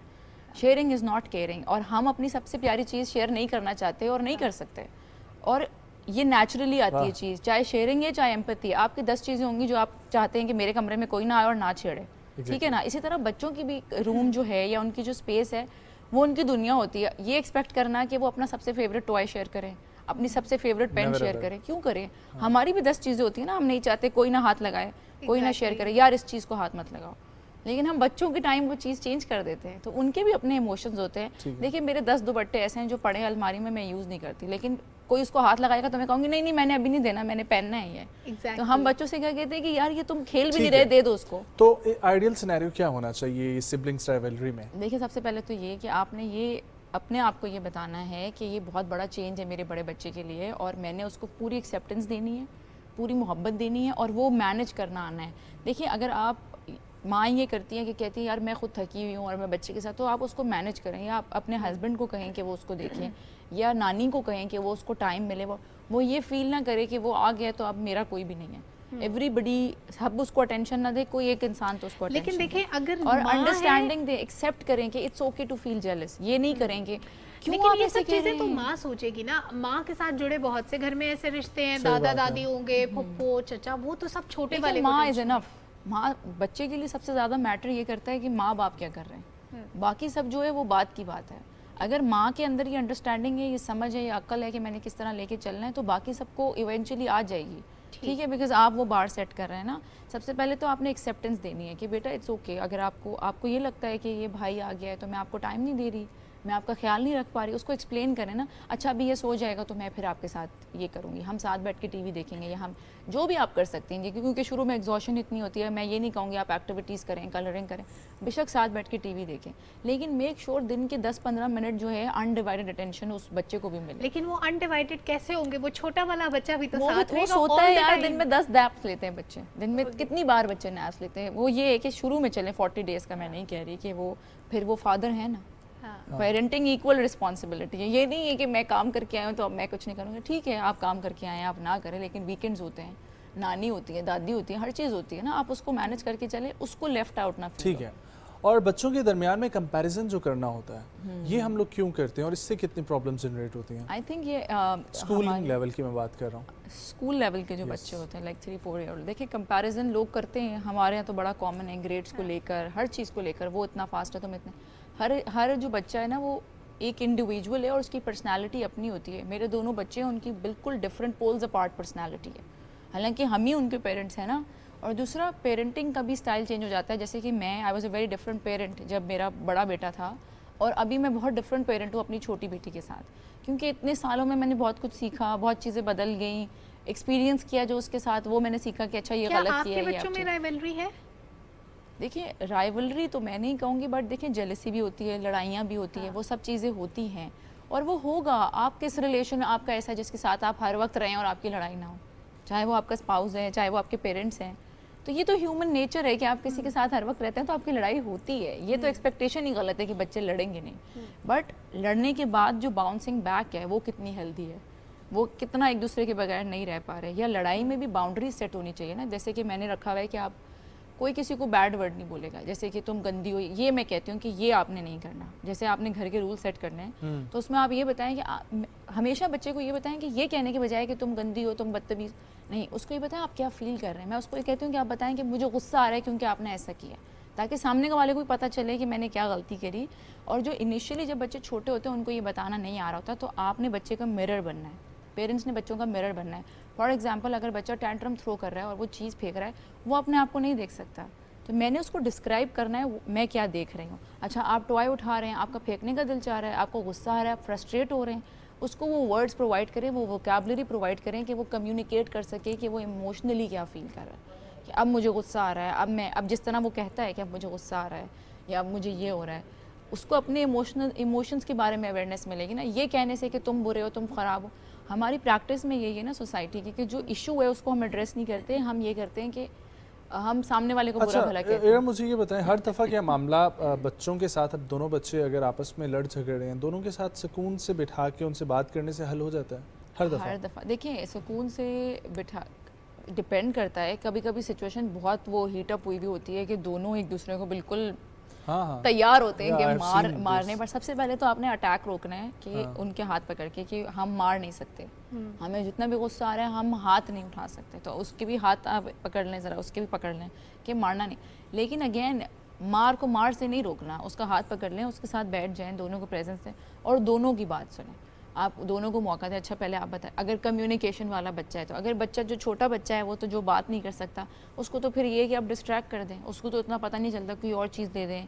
लेकिन पेरेंट्स ये गलती करते हैं कि जिसको पता नहीं चल रहा उसी को चीज़ें ले लेके देते रहते हैं कि वो तो छोटा है उसको दे दो। और अक्सर इस तरह भी हम देखते हैं डिफरेंट ड्रामास के अंदर जो कॉन्सेप्ट दिखाए जाती हैं कि एक बच्चा अंदर ही अंदर अपने आप को कोड़ रहा है, ये आप शुरू किया है, शुक्र है, थैंक गॉड, लेकिन वो अपने माँ बाप से शेयर नहीं करता और माँ बाप भी उसी को प्रेस किए जा रहे हैं जो बच्चा बूस्टअप और आगे दुनिया में बढ़ी जा रहा है। तो ये माँ बाप ने कैसे दूसरे बच्चे की नेचर समझनी है, क्योंकि बच्चा कुछ शेयर नहीं कर रहा। यही देखिए, वो शेयर नहीं कर रहा क्योंकि उसने कभी ना कभी शेयर किया होगा तो उसको इम्पोर्टेंस नहीं मिली। हम भी तो ग्रेड्स के हिसाब से बच्चों को कैटेगराइज कर देते हैं ना, फिर एक वक्त आता है कि आप बहुत सारी चीज़ों पे कैटेगराइज करते हैं। देखिए पहले ग्रेड्स होता है, फिर इवेंचुअली इट्स मनी, कि कौन बच्चा कितना कमा रहा है वो इतना इंपॉर्टेंट है कौन। तो ये पेरेंट्स की गलती है ना, आपने इक्वालिटी करना है और ये दीन में है हमारे कि आपने बच्चों को इंसाफ, ये तो नहीं है कि जो ज़्यादा खूबसूरत है उसको ज़्यादा प्यार करो, या जो ज़्यादा अच्छे ग्रेड ला रहा है उसको ज़्यादा प्यार करो, लेकिन पेरेंट्स ये करते हैं, इट्स वेरी कॉमन। शक्ल के हिसाब से, कॉन्फिडेंस के हिसाब से, ग्रेड्स एंड देन मनी, हर चीज़ के हिसाब से हम कैटेगराइज करते हैं। अच्छा, हमारी सोसाइटी में जितने भी आपको अपने इर्द गिर्द पेरेंट्स नज़र आते हैं, जानने वालों में या रिश्तेदारों में या फ्रेंड्स में,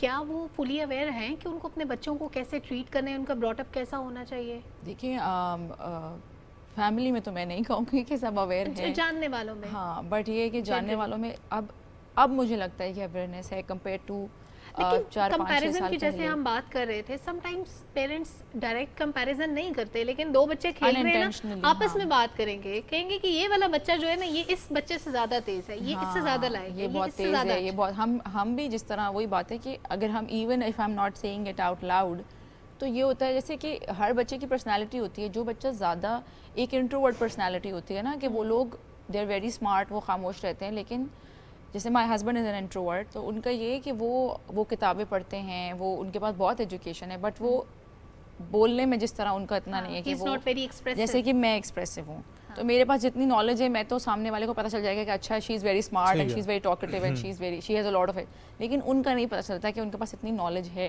क्योंकि वो ज़रा खामोश रहते हैं, बट अगेन वो बहुत कंफर्टेबल हैं अपनी उस खामोशी में। और हम लोग ये क्यों करते हैं, वन लास्ट थिंग, हम लोग ये क्यों करते हैं कि बच्चों को घर पे जब गेस्ट आते हैं उनको बोलते हैं ये नहीं कि इसके सामने परफॉर्म करो, ये वाला भी कि नहीं परफॉर्मेंस तो चलें, एक वो तो बहुत ही एक अलग लेवल है ना, उस पर तो जाना ही नहीं चाहिए। ये बच्चों को कहना कि जी जाओ अंकल से जाके मिलो, ठीक है, हैंडशेक करो, ठीक है, और फिर पैसे भी मिल रहे होते हैं कि वो ईदी देंगे, मतलब दिस ये तो आप आई एम श्योर आपको पता ही होगा कि दिस इज़ रॉन्ग, कि आप किसी की विल के बगैर, उसकी मर्जी तो नहीं है ना, आप उससे पूछ लें बेशक कि बेटा आप पोएम सुनाना चाहते हो, आपने ये राइम सुनानी है। अगर कितनी दफ़ा ऐसा होता है कि ईदी देंगे और आप जाके ये बात करके बच्चों का कॉन्सेंट हमारे लिए मतलब आप मनी रिवॉर्ड को जोड़ रहे हैं उसके साथ कि आप ये करोगे तो आपको पैसे मिले, और उसकी मर्जी के बगैर, तो ये कॉन्फिडेंस देने के लिए काम हो रहा है, लेकिन ये कॉन्फिडेंस के बिल्कुल अगेंस्ट जा रहा होता है। हाँ definitely. Well thank you so much Iram for coming, बहुत अच्छा लगा अगेन मुलाकात करके भी और बात करके भी। बच्चों का ख्याल रखें और बच्चों से प्यार करें और बच्चों को प्यार से समझाएं। ज़रूरी नहीं है कि पिछली जनरेशन ने जो आप पे जुल्म किए उसके बदले लें आप आने वाली डेफिनेटली लें। सो मुझे सलमा को सुबह पाकिस्तान की सारी टीम को दीजिए इजाज़त। इंशाल्लाह आप लोग से मुलाकात होगी कल। फीडबैक ज़रूर शेयर कीजिएगा, अपना बहुत सारा ख्याल रखें। अल्लाह हाफ़िज़।